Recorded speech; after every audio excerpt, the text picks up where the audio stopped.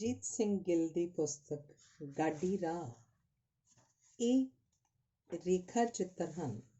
ਇਹ ਪੁਸਤਕ ਸਮਰਪਿਤ ਹੈ ਗੁਰੂਦੇਵ ਪ੍ਰੋਫੈਸਰ ਮੇਹਰ ਚੰਦ ਭਾਰਦਵਾਜ ਦੀ ਨਿੱਘੀ ਯਾਦ ਨੂੰ। ਪਹਿਲਾ ਲੇਖ ਹੈ ਕੋਈ ਹੋਣਾ ਨਹੀਂਓ ਫੌਜੀ ਜੱਟ ਵਰਗਾ, ਘਰ ਘਰ ਪੁੱਤ ਜੰਮਦੇ, ਅਵਤਾਰ ਸਿੰਘ ਰੰਧਾਵਾ। ਜ਼ਿੰਦਗੀ ਦੇ ਸਫ਼ਰ ਵਿੱਚ ਚੱਲਦਿਆਂ ਹੋਇਆਂ ਕਈ ਵਾਰ ਅਜਿਹੇ ਮੁਕਾਮ 'ਤੇ ਪਹੁੰਚ ਜਾਈਦਾ ਹੈ ਜਿਸ ਦਾ ਕਦੇ ਕਿਆਸ ਵੀ ਨਹੀਂ ਕੀਤਾ ਹੁੰਦਾ। ਬਹੁਤ ਵਾਰੀ ਤਾਂ ਰੇਲ ਗੱਡੀ ਦੇ ਸਫ਼ਰ ਦੌਰਾਨ ਅਜਿਹੇ ਲੋਕਾਂ ਦਾ ਸਾਥ ਮਿਲ ਜਾਂਦਾ ਹੈ ਜਿਨ੍ਹਾਂ ਤੋਂ ਵਿਛੜਨ ਨੂੰ ਵੀ ਦਿਲ ਨਹੀਂ ਕਰਦਾ। ਕਈ ਵਾਰ ਅਚਾਨਕ ਅਜਿਹੇ ਵਿਅਕਤੀਆਂ ਨਾਲ ਮਿਲਣ ਦਾ ਸੁਭਾਗ ਬਣ ਜਾਂਦਾ ਹੈ ਜਿਹੜੇ ਤੁਹਾਡੀ ਸਾਰੀ ਜ਼ਿੰਦਗੀ ਰਹਿਬਰ ਬਣ ਕੇ ਸਾਹਮਣੇ ਆਉਂਦੇ ਹਨ। ਅਜਿਹਾ ਹੀ ਇੱਕ ਬਹਾਨਾ ਬਣਿਆ ਜਦੋਂ ਮੈਂ ਤੇ ਮੇਰਾ ਦੋਸਤ ਗੁਰਮੇਲ ਬੱਲ ਲੋਕ ਨਿਰਮਾਣ ਵਿਭਾਗ ਵਿੱਚ ਜੂਨੀਅਰ ਇੰਜੀਨੀਅਰ ਦੀ ਨੌਕਰੀ ਕਰ ਰਹੇ ਸਾਂ।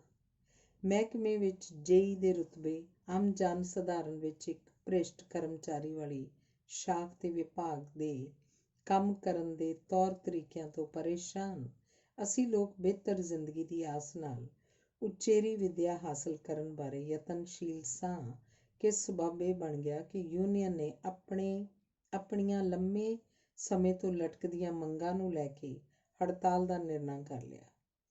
ਉਸ ਸਮੇਂ ਪੰਜਾਬ ਬਹੁਤ ਭੈੜੇ ਦੌਰ ਵਿੱਚੋਂ ਗੁਜ਼ਰ ਰਿਹਾ ਸੀ।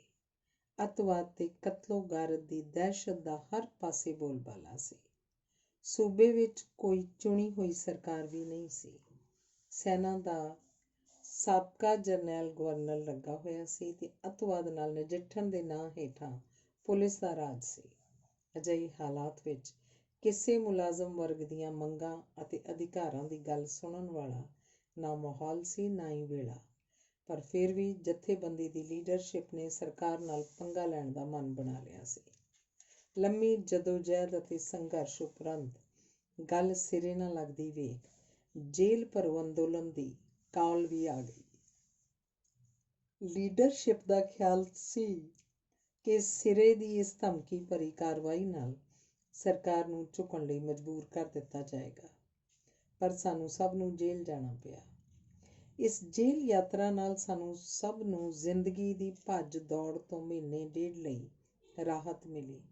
ਹੋਰ ਵੀ ਬਹੁਤ ਕੁਝ ਨਵਾਂ ਸਿੱਖਣ ਲਈ ਮਿਲਿਆ।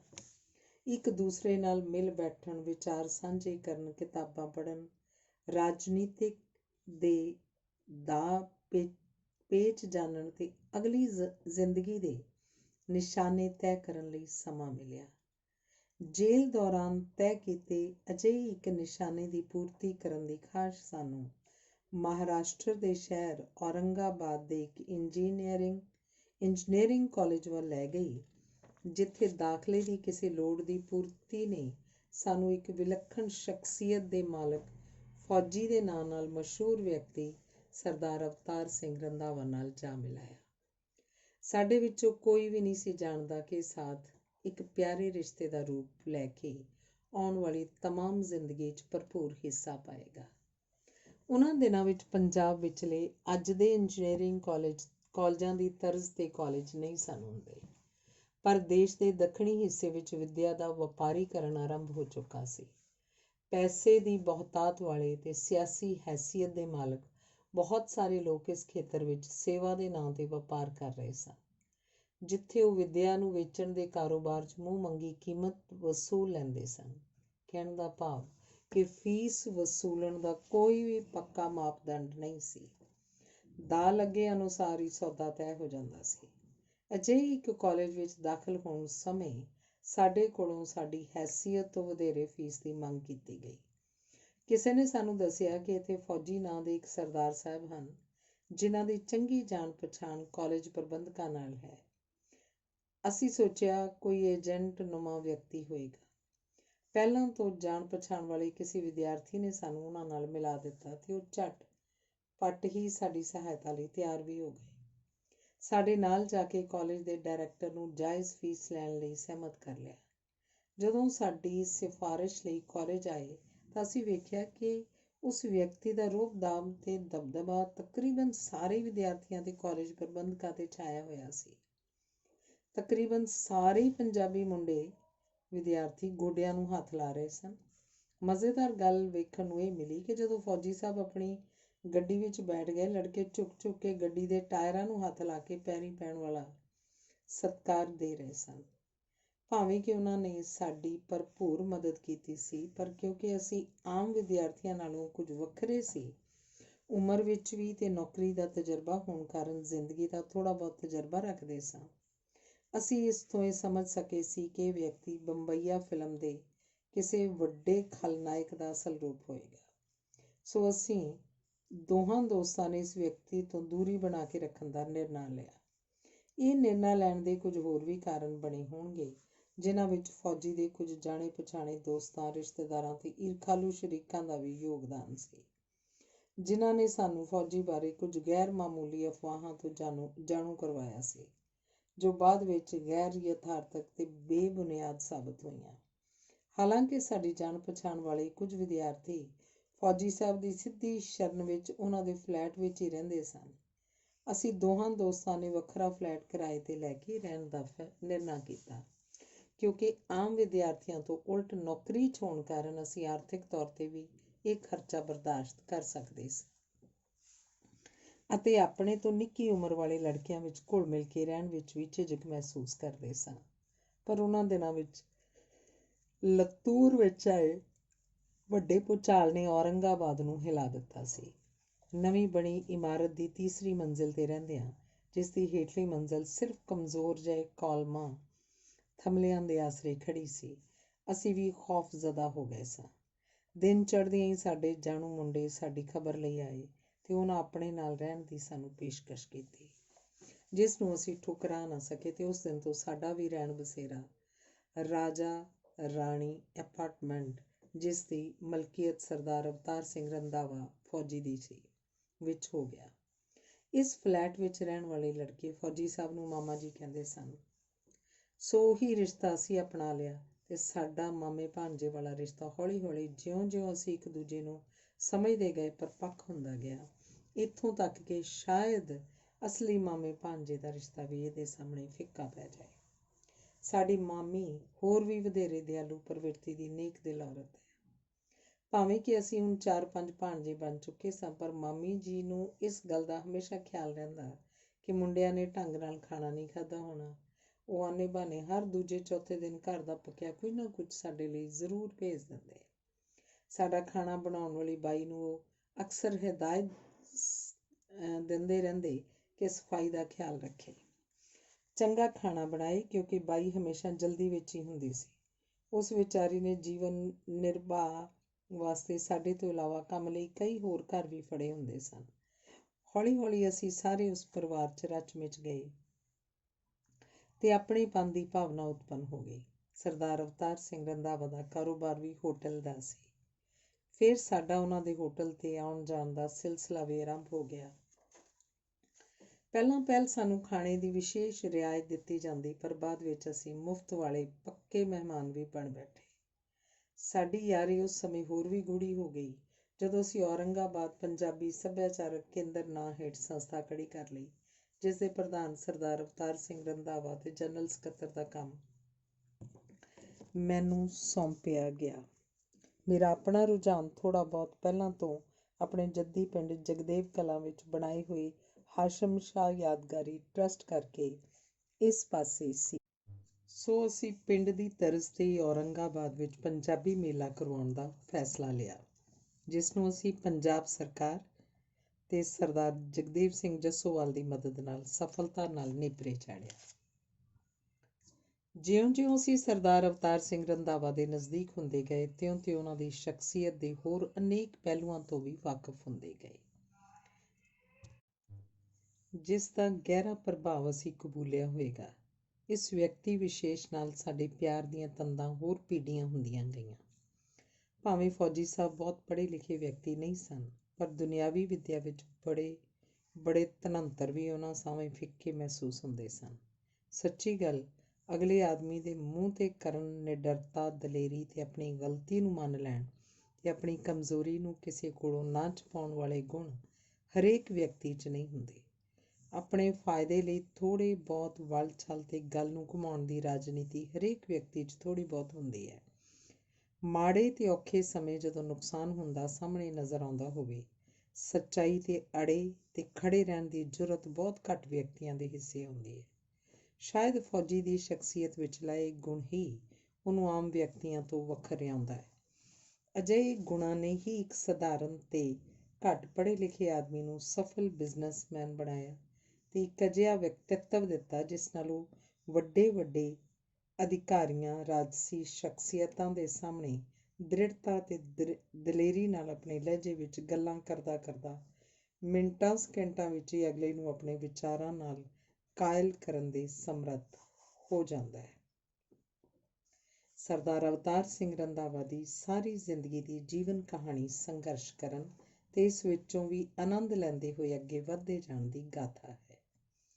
ਪੰਜਾਬ ਦੇ ਆਮ ਲੋਕਾਂ ਦੀ ਨਿਆਈ ਅਤ ਸਧਾਰਨ ਜੱਟ ਪਰਿਵਾਰ 'ਚ ਜਨਮਿਆ ਬੱਚਾ, ਜਿਹਨੇ ਪਰਿਵਾਰ ਦੀਆਂ ਆਰਥਿਕ ਮਜਬੂਰੀਆਂ ਕਰਕੇ ਆਪਣੀ ਸਕੂਲੀ ਵਿੱਦਿਆ ਵੀ ਮੁਕੰਮਲ ਨਾ ਕੀਤੀ ਹੋਵੇ, ਲਈ ਰੁਜ਼ਗਾਰ ਦੇ ਮੋਟੇ ਠੁੱਲੇ 2-3 ਕੰਮ ਹੀ ਨਜ਼ਰ ਆਉਂਦੇ ਹਨ: ਫੌਜ, ਟਰੱਕ ਜਾਂ ਢਾਬਾ।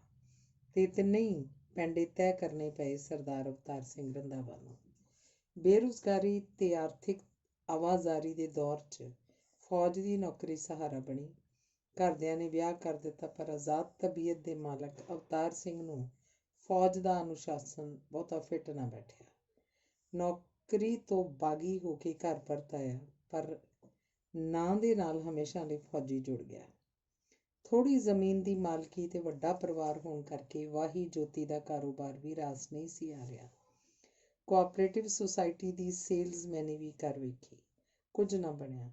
ਦੂਰੋਂ ਰਿਸ਼ਤੇਦਾਰੀ ਵਿੱਚੋਂ ਕਿਸੇ ਕਲਕੱਤੇ ਟਰੱਕ 'ਤੇ ਕੰਮ ਕਰਨ ਲਈ ਬੁਲਾ ਲਿਆ। ਟਰੱਕ ਦੀ ਕਲੀਨਰੀ ਕਰਦੇ ਹੋਰ ਅੱਗੇ ਨਵੇਂ ਮਾਲਕਾਂ ਦਾ ਲੜ ਜਾ ਫੜਿਆ। ਸਮੇਂ ਦੇ ਇਸ ਦੌਰ ਦੇ ਸੰਘਰਸ਼ ਦੀਆਂ ਯਾਦਾਂ ਸਾਂਝੀ ਕਰਦਿਆਂ ਉਹਨਾਂ ਦੱਸਿਆ ਕਿ ਮਾਲਕ ਕੁਲਦੀਪ ਸਿੰਘ ਖੁਦ ਟਰੱਕ ਚਲਾਉਂਦਾ ਹੁੰਦਾ ਸੀ। ਬਹੁਤ ਘੱਟ ਤਨਖਾਹ ਮਿਲਦੀ ਸੀ। ਪਿੱਛੇ ਪਰਿਵਾਰ ਦਾ ਬੋਝ ਸੀ, ਪਰ ਵਿਚਾਰ ਉੱਚੇ ਤੇ ਸੁੱਚੇ ਸਨ। ਰੱਬ ਦੀ ਰਜ਼ਾ ਵਿੱਚ ਪੂਰਨ ਆਸਥਾ ਸੀ। ਅਜਿਹੇ ਇੱਕ ਦਿਨ ਜਦੋਂ ਨੰਦੇੜ ਵੱਲ ਟਰੱਕ ਭਰੀ ਜਾ ਰਹੇ ਸਨ ਤਾਂ ਰੋਟੀ ਖਾਣ ਲਈ ਕੋਪਰਗਾਉਂ ਤੋਂ ਦੇ ਕਿਸੇ ਢਾਬੇ 'ਤੇ ਰੁਕੇ, ਜਿੱਥੇ ਉਹ ਆਮ ਹੀ ਰੁਕਦੇ ਸਨ। ਇੱਕ ਪੰਡਤ ਜੀ ਇੱਥੇ ਆ ਕੇ ਮੁਸਾਫਰਾਂ ਦੇ ਹੱਥ ਵੇਖ ਕੇ ਭਵਿੱਖ ਬਾਰੇ ਦੱਸਿਆ ਕਰਦੇ ਸਨ। ਸੰਯੋਗਵਸ ਮਾਲਕ ਕੁਲਦੀਪ ਤੇ ਕਲੀਨਰ ਫੌਜੀ ਦੋਵਾਂ ਦੀਆਂ ਜੀਵਨ ਸਾਥਣਾਂ ਉਹਨਾਂ ਦਿਨਾਂ ਵਿੱਚ ਉਮੀਦ 'ਤੇ ਸਨ। ਕੁਲਦੀਪ ਨੇ ਪੰਡਤ ਨੂੰ ਆਪਣਾ ਹੱਥ ਵਿਖਾਇਆ ਤਾਂ ਪੰਡਤ ਨੇ ਚੰਗੇ ਭਵਿੱਖ ਤੇ ਘਰ 'ਚ ਲੜਕਾ ਪੈਦਾ ਹੋਣ ਦੀ ਭਵਿੱਖਬਾਣੀ ਕੀਤੀ। ਖੁਸ਼ ਹੋਏ ਮਾਲਕ ਨੇ ਕਲੀਨਰ ਨੂੰ ਵੀ ਭਵਿੱਖ ਬਾਰੇ ਜਾਣਨ ਲਈ ਹੱਥ ਦਿਖਾਉਣ ਲਈ ਕਿਹਾ, ਪਰ ਫੌਜੀ ਦਾ ਦ੍ਰਿੜ ਨਿਸ਼ਚਾ ਦਸਮ ਪਿਤਾ 'ਤੇ ਹੋਣ ਕਾਰਨ ਤੇ 5 ਰੁਪਏ ਫਜ਼ੂਲ ਵਿੱਚ ਖਰਚਣ ਤੋਂ ਸੰਕੋਚ ਕੀਤਾ ਤਾਂ ਖੁਸ਼ੀ ਦੇ ਰੌਜ 'ਚ ਆਇਆ ਮਾਲਕ ਬੋਲਿਆ, ਵਿਖਾ ਲੈ, ਕਿਤੇ ਨਹੀਂ ਮੌਤ ਪੈਂਦੀ, ਮੈਂ ਦੇ ਦੂੰ 5 ਰੁਪਈਏ। ਨਹੀਂ ਭਰਾ, ਮੈਨੂੰ ਨਹੀਂ ਅਜਿਹੀਆਂ ਗੱਲਾਂ 'ਤੇ ਯਕੀਨ, ਫੌਜੀ ਬੋਲਿਆ। ਇਹੋ ਜਿਹੇ ਮੌਕੇ ਬਾਰ-ਬਾਰ ਨਹੀਂ ਆਉਂਦੇ। ਜਾਣ ਲੈ ਆਪਣੇ ਆਉਣ ਵਾਲੇ ਬੱਚੇ ਦੇ ਭਵਿੱਖ ਬਾਰੇ, ਕੁਲਦੀਪ ਨੇ ਫੇਰ ਕਿਹਾ। ਮੈਨੂੰ ਸਤਿਗੁਰੂ ਸੱਚੇ ਪਾਤਸ਼ਾਹ 'ਤੇ ਪੂਰਾ ਭਰੋਸਾ ਹੈ ਤੇ ਮੈਂ ਉਹਦੀ ਰਜ਼ਾ ਵਿੱਚ ਖੁਸ਼ ਹਾਂ, ਫੌਜੀ ਬੋਲਿਆ। ਪਰ ਉਹਨੇ ਜ਼ੋਰ ਜ਼ਬਰਦਸਤੀ ਪੰਡਤ ਨੂੰ ਫੌਜੀ ਦੇ ਭਵਿੱਖ ਤੇ ਹੋਣ ਵਾਲੀ ਔਲਾਦ ਬਾਰੇ ਦੱਸਣ ਲਈ ਕਿਹਾ। ਖਚਰੇ ਪੰਡਤ ਨੂੰ ਮਾਲਕ ਨੌਕਰ ਦੇ ਭੇਦ ਦਾ ਪਤਾ ਲੱਗ ਚੁੱਕਿਆ ਸੀ। ਉਹਨੇ ਮਾਲਕ ਨੂੰ ਖੁਸ਼ ਕਰਨ ਲਈ ਸਾਰਾ ਕੁਝ ਹੀ ਉਲਟਾ ਪੁਲਟਾ ਦੱਸ ਦਿੱਤਾ। ਉਹ ਇਹ ਵੀ ਜਾਣਦਾ ਸੀ ਕਿ ਦਕਸ਼ਨਾ ਮਾਲਕ ਨਹੀਂ ਦੇਣੀ ਹੈ, ਸੋ ਜੇਕਰ ਮਾਲਕ ਦਾ ਵਰਤਮਾਨ ਨੌਕਰ ਨਾਲੋਂ ਬਿਹਤਰ ਹੈ ਤਾਂ ਭਵਿੱਖ ਵੀ ਵਧੀਆ ਹੋਏਗਾ। ਜੇਕਰ ਮਾਲਕ ਦੇ ਘਰ ਮੁੰਡਾ ਜਨਮ ਲਏਗਾ ਤੇ ਫਿਰ ਨੌਕਰ ਦੇ ਘਰ ਨਿਸ਼ਚੇ ਕੁੜੀ ਦੀ ਭਵਿੱਖਬਾਣੀ ਕਰਨੀ ਯੋਗ ਹੋਏਗੀ। ਫੌਜੀ ਨੇ ਪੰਡਤ ਦੀ ਭਵਿੱਖਬਾਣੀ ਨੂੰ ਸਿਰੇ ਤੋਂ ਹੀ ਨਕਾਰ ਦਿੱਤਾ, ਜਿਸ ਤੋਂ ਡਰਾਈਵਰ ਅਤੇ ਕਲੀਨਰ ਵਿਚਲੇ ਬਹਿਸ ਆਰੰਭ ਹੋ ਗਈ। ਮੈਂ ਨਹੀਂ ਮੰਨਦਾ ਇਹੋ ਜਿਹੇ ਜੋਤਸ਼ੀਆਂ ਨੂੰ, ਫੌਜੀ ਨੇ ਦ੍ਰਿੜਤਾ ਨਾਲ ਕਿਹਾ। ਕੁੜੀ ਜੰਮਣ ਦਾ ਜੋ ਕਹਿ ਦਿੱਤਾ ਹੈ ਤੈਨੂੰ, ਗੱਲ ਇਹ ਨਹੀਂ, ਪਰ ਮੈਨੂੰ ਸੱਚੇ ਪਾਤਸ਼ਾਹ 'ਤੇ ਭਰੋਸਾ ਹੈ। ਓਏ ਮੈਂ ਕਿਹੜਾ ਇਨਕਾਰੀ ਹਾਂ, ਪਰ ਪੰਡਤ ਦੀ ਵਿੱਦਿਆ ਵਿੱਚ ਵੀ ਤਾਂ ਕਣੀ ਹੈ। ਤੇਰੇ ਵਾਸਤੇ ਹੋਏਗੀ, ਪਰ ਮੇਰਾ ਅਡਿੱਗ ਵਿਸ਼ਵਾਸ ਵਾਹਿਗੁਰੂ 'ਤੇ ਹੈ। ਯਾਨੀ ਕਿ ਤੈਨੂੰ ਪੰਡਤ 'ਤੇ ਵਿਸ਼ਵਾਸ ਨਹੀਂ, ਕੁਲਦੀਪ ਨੇ ਕਿਹਾ। ਨਹੀਂ, ਬਿਲਕੁਲ ਨਹੀਂ, ਫੌਜੀ ਬੋਲਿਆ। ਫਿਰ ਹੋ ਜਾਏ ਸ਼ਰਤ ਮਨਜ਼ੂਰ। ਇਉਂ ਬਹਿਸ ਮੁਆਵਜ਼ੇ ਵਿੱਚ ਨੰਦੇੜ ਪਹੁੰਚੇ। ਅੰਦਰੋਂ ਅੰਦਰ ਫੌਜੀ ਵੀ ਥਿੜਕਿਆ ਹੋਇਆ ਸੀ, ਪਰ ਯਕੀਨ ਕਲਗੀਆਂ ਵਾਲੇ 'ਤੇ ਪੱਕਾ ਸੀ। ਹਜ਼ੂਰ ਸਾਹਿਬ ਪਹੁੰਚ ਕੇ ਅਰਦਾਸ ਵਿੱਚ ਕਿਹਾ, ਵੇਖੀ ਕਿਤੇ ਗਰੀਬ ਮਾਰ ਨਾ ਕਰ ਦੇਈਂ। ਤੇਰੇ ਭਰੋਸੇ ਮੈਂ ਇਹਨਾਂ ਪੰਡਤਾਂ ਦੇ ਪਖੰਡੀਆਂ ਨੂੰ ਟਿੱਚ ਜਾਣਦਾ, ਮੇਰੀ ਲਾਜ ਰੱਖੀ ਵਾਹਿਗੁਰੂ। ਕਲਗੀਆਂ ਵਾਲੇ ਦਸ਼ਮ ਪਿਤਾ ਦੇ ਦਰ 'ਤੇ ਹੋਈਆਂ ਸਿੱਧੀਆਂ ਗੱਲਾਂ ਤੋਂ ਫੌਜੀ ਪੂਰੇ ਭਰੋਸੇ ਤੇ ਵਿਸ਼ਵਾਸ ਨਾਲ ਵਾਪਸ ਪਰਤਿਆ। ਰੱਬ ਦੀ ਰਜ਼ਾ ਨਾਲ ਪੰਡਤ ਦੀ ਭਵਿੱਖਬਾਣੀ ਗਲਤ ਸਾਬਤ ਹੋਈ। ਫੌਜੀ ਵੱਲ ਮੁੰਡਾ ਤੇ ਮਾਲਕ ਦੇ ਘਰ ਕੁੜੀ ਨੇ ਜਨਮ ਲਿਆ। ਇਸ ਨਾਲ ਵਾਹਿਗੁਰੂ ਤੇ ਪਹਿਲਾਂ ਤੋਂ ਹੀ ਬਣੇ ਭਰੋਸੇ 'ਚ ਹੋਰ ਪਰਪੱਕਤਾ ਆਈ। ਉਧਰ ਮਾਮੀ ਜੀ ਜਦੋਂ ਆਪਣੇ ਸਾਹਿਬਜ਼ਾਦੇ ਨੂੰ ਜਨਮ ਦਿਨ ਤੇ ਦੋਸਤਾਂ ਨਾਲ ਹਜ਼ਾਰਾਂ ਰੁਪਏ ਲੁਟਾਉਂਦੇ ਵੇਖਦੇ ਨੇ ਤਾਂ ਭਾਵੁਕ ਹੋ ਕੇ ਕਹਿ ਉੱਠਦੇ ਨੇ ਕਿ ਇਹਦੇ ਜਨਮ ਤੇ ਵਧਾਈ ਦੇਣ ਆਇਆ ਦਾ ਮੂੰਹ ਮਿੱਠਾ ਕਰਵਾਉਣ ਲਈ ਗੁੜ ਦੀ ਭੇਲੀ ਨੂੰ ਤਰਸ ਗਏ ਸਨ। ਅੱਜ ਦੇ ਮੁਕਾਮ ਤੇ ਪਹੁੰਚ ਕੇ ਵੀ ਦੋਵੇਂ ਜੀ ਆਪਣੇ ਅਤੀਤ ਨੂੰ ਹਰਦਮ ਯਾਦ ਰੱਖਣ ਵਿੱਚ ਹੀ ਮਹਾਨ ਜਾਪਣ ਲੱਗਦੇ ਨੇ, ਬਿਲਕੁਲ ਦੇਵਤਿਆਂ ਵਰਗੇ।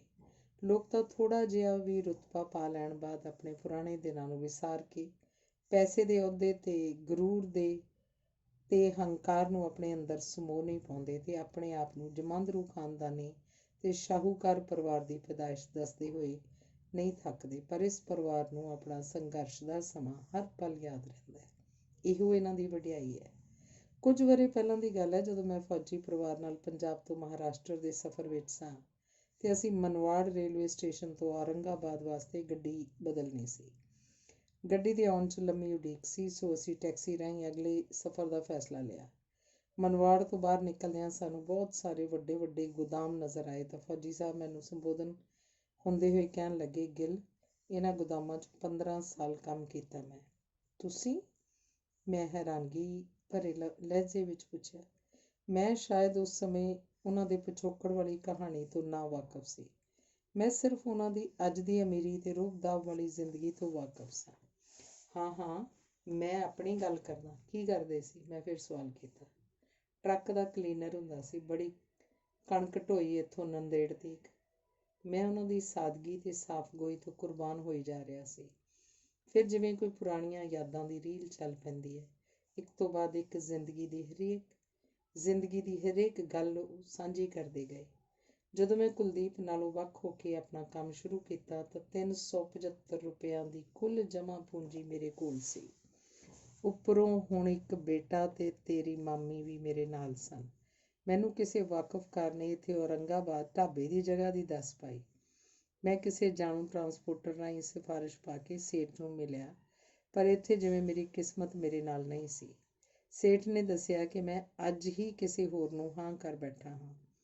ਮੇਰੇ ਜਾਣੂ ਨੇ ਬੜੇ ਜ਼ੋਰ ਨਾਲ ਮੇਰੇ ਹੱਕ 'ਚ ਫੈਸਲਾ ਕਰਵਾਇਆ ਕਿ ਜੇਕਰ ਤੂੰ ਪਹਿਲਾਂ ਜਾ ਕੇ ਕੰਮ ਸ਼ੁਰੂ ਕਰ ਦੇਵੇਂਗਾ ਤਾਂ ਜਗ੍ਹਾ ਤੇਰੀ ਹੋਈ। ਮੈਂ ਆਪੇ ਉਸ ਨਾਲ ਨਿਪਟ ਲਊ। ਹੁਣ ਦੂਸਰੀਆਂ ਅਨੇਕਾਂ ਸਮੱਸਿਆਵਾਂ ਦਾ ਸਾਹਮਣਾ ਸੀ ਕਿ ਇੰਨੀ ਥੋੜ੍ਹੀ ਰਾਸ਼ੀ ਨਾਲ ਢਾਬਾ ਚਲਾਉਣ ਲਈ ਬਰਤਨ, ਲੱਕੜੀ, ਕੋਲਾ, ਬਾਲਣ ਵਾਸਤੇ ਤੇ ਰਾਸ਼ਨ ਖਾਣ ਪਕਾਉਣ ਵਾਸਤੇ ਪ੍ਰਬੰਧ ਕਰਨਾ ਸੀ। ਉੱਪਰੋਂ ਬੰਦ ਪਏ ਢਾਬੇ ਦਾ ਟੁੱਟਾ ਫੁੱਟਾ ਤੰਦੂਰ ਤੇ ਖਸਤਾ ਹਾਲਾਤ ਢਾਂਚਾ। ਸਭ ਤੋਂ ਪਹਿਲਾ ਕੰਮ ਮੈਂ ਸਾਈਕਲ ਤੇ ਤੁਹਾਡੀ ਮਾਮੀ ਤੇ ਛੋਟੇ ਬੱਚੇ ਨੂੰ ਲੈ ਕੇ ਢਾਬੇ ਵਾਲੀ ਥਾਂ ਤੇ ਪਹੁੰਚਿਆ। ਮਤੇ ਦੂਸਰਾ ਮੇਰੇ ਤੋਂ ਅਗੇਤਾ ਪਹੁੰਚ ਕੇ ਕਬਜ਼ਾ ਹੀ ਨਾ ਕਰ ਲਏ। ਨੇੜਿਓਂ ਗੋਹਾ ਆਦਿ ਇਕੱਠਾ ਕਰਕੇ ਪਹਿਲਾ ਕੰਮ ਸਾਫ਼ ਸਫਾਈ ਦਾ ਕੀਤਾ। ਰੱਬ ਦਾ ਸ਼ੁਕਰ ਸੀ ਕਿ ਨਿੱਕੇ ਜਿਹੇ ਢਾਬੇ ਦੇ ਪਿੱਛੇ ਰਹਿਣ ਲਈ ਇੱਕ ਛੋਟਾ ਜਿਹਾ ਕਮਰਾ ਵੀ ਸੀ, ਜਿਸ ਨਾਲ ਪਰਿਵਾਰ ਦੀ ਰਿਹਾਇਸ਼ ਦਾ ਮਸਲਾ ਵੀ ਹੱਲ ਹੋ ਗਿਆ। 2 ਕੁ ਦਿਨਾਂ 'ਚ ਦਾਲ ਰੋਟੀ ਜੋਗਾ ਜੁਗਾੜ ਜੁਟਾਉਣ 'ਚ ਕਿਵੇਂ ਨਾ ਕਿਵੇਂ ਕਾਮਯਾਬੀ ਹੋ ਗਈ। ਫਿਰ ਫੌਜੀ ਦਾ ਢਾਬਾ ਹੋਣ ਕਾਰਨ ਛਾਉਣੀ ਦੇ ਫੌਜੀ ਆ ਕੇ ਜੁੜ ਬਹਿਣ ਲੱਗੇ ਤੇ ਤੋਰੀ ਫੁਲਕਾ ਚੰਗਾ ਚੱਲ ਪਿਆ। ਪਰ ਅਜੇ ਕਿਸਮਤ ਨੇ ਹੋਰ ਇਮਤਿਹਾਨ ਲੈਣੇ ਸਨ। ਪੰਜਾਬ ਵਿੱਚ ਆਪਰੇਸ਼ਨ ਬਲੂ ਸਟਾਰ ਦੀ ਮੰਦਭਾਗੀ ਘਟਨਾ ਵਾਪਰ ਗਈ। ਦੇਸ਼ ਵਿਦੇਸ਼ 'ਚ ਦੂਰ ਦੁਰਾਡੇ ਬੈਠੇ ਸਿੱਖਾਂ ਦੇ ਹਿਰਦੇ ਬਲੂੰਦਰੇ ਗਏ। ਔਰੰਗਾਬਾਦ ਦੇ ਕੁਝ ਕੁ ਸਿੱਖ ਫੌਜੀ ਭਗੌੜੇ ਹੋ ਕੇ ਮੇਰੇ ਕੋਲ ਆ ਗਏ। ਰੋਜ਼ ਦਾ ਆਉਣਾ ਜਾਣਾ ਹੋਣ ਕਾਰਨ ਤੇ ਸਿੱਖ ਹੋਣ ਦੇ ਨਾਤੇ ਮੇਰੀ ਹਮਦਰਦੀ ਉਹਨਾਂ ਨਾਲ ਸੀ। ਪਰ ਮੈਂ ਇਸ ਹਕੀਕਤ ਤੋਂ ਵਾਕਫ ਸੀ ਕਿ ਇਹਦਾ ਨਤੀਜਾ ਬੜਾ ਭਿਆਨਕ ਨਿਕਲੇਗਾ। ਆਖਰ ਫੌਜੀ ਦੇ ਡਿਸਿਪਲਨ ਦਾ ਮਸਲਾ ਸੀ। ਮੈਂ ਲੱਖ ਯਤਨ ਕੀਤੇ ਉਹਨਾਂ ਨੂੰ ਸਮਝਾਉਣ ਦੇ ਕਿ ਇਸ ਨਾਲ ਕੁਝ ਨਹੀਂ ਸੰਵਰਨ ਲੱਗਾ। ਮੈਂ ਕਿਸੇ ਤਰ੍ਹਾਂ ਅਫਸਰਾਂ ਤੱਕ ਪਹੁੰਚ ਕਰਕੇ ਪੇਸ਼ ਕਰਵਾ ਦਿੰਦਾ ਹਾਂ। ਪਰ ਉਹਨਾਂ ਦੇ ਜਜ਼ਬਾਤ ਦੇ ਵੇਗ ਅੱਗੇ ਮੇਰੀਆਂ ਦਲੀਲਾਂ ਕੰਮ ਨਾ ਆਈਆਂ। ਆਖਰ ਫੌਜ ਨੂੰ ਉਹਨਾਂ ਦੇ ਮੇਰੇ ਕੋਲ ਛੁਪੇ ਹੋਣ ਦੇ ਟਿਕਾਣੇ ਦਾ ਪਤਾ ਲੱਗਣਾ ਹੀ ਸੀ।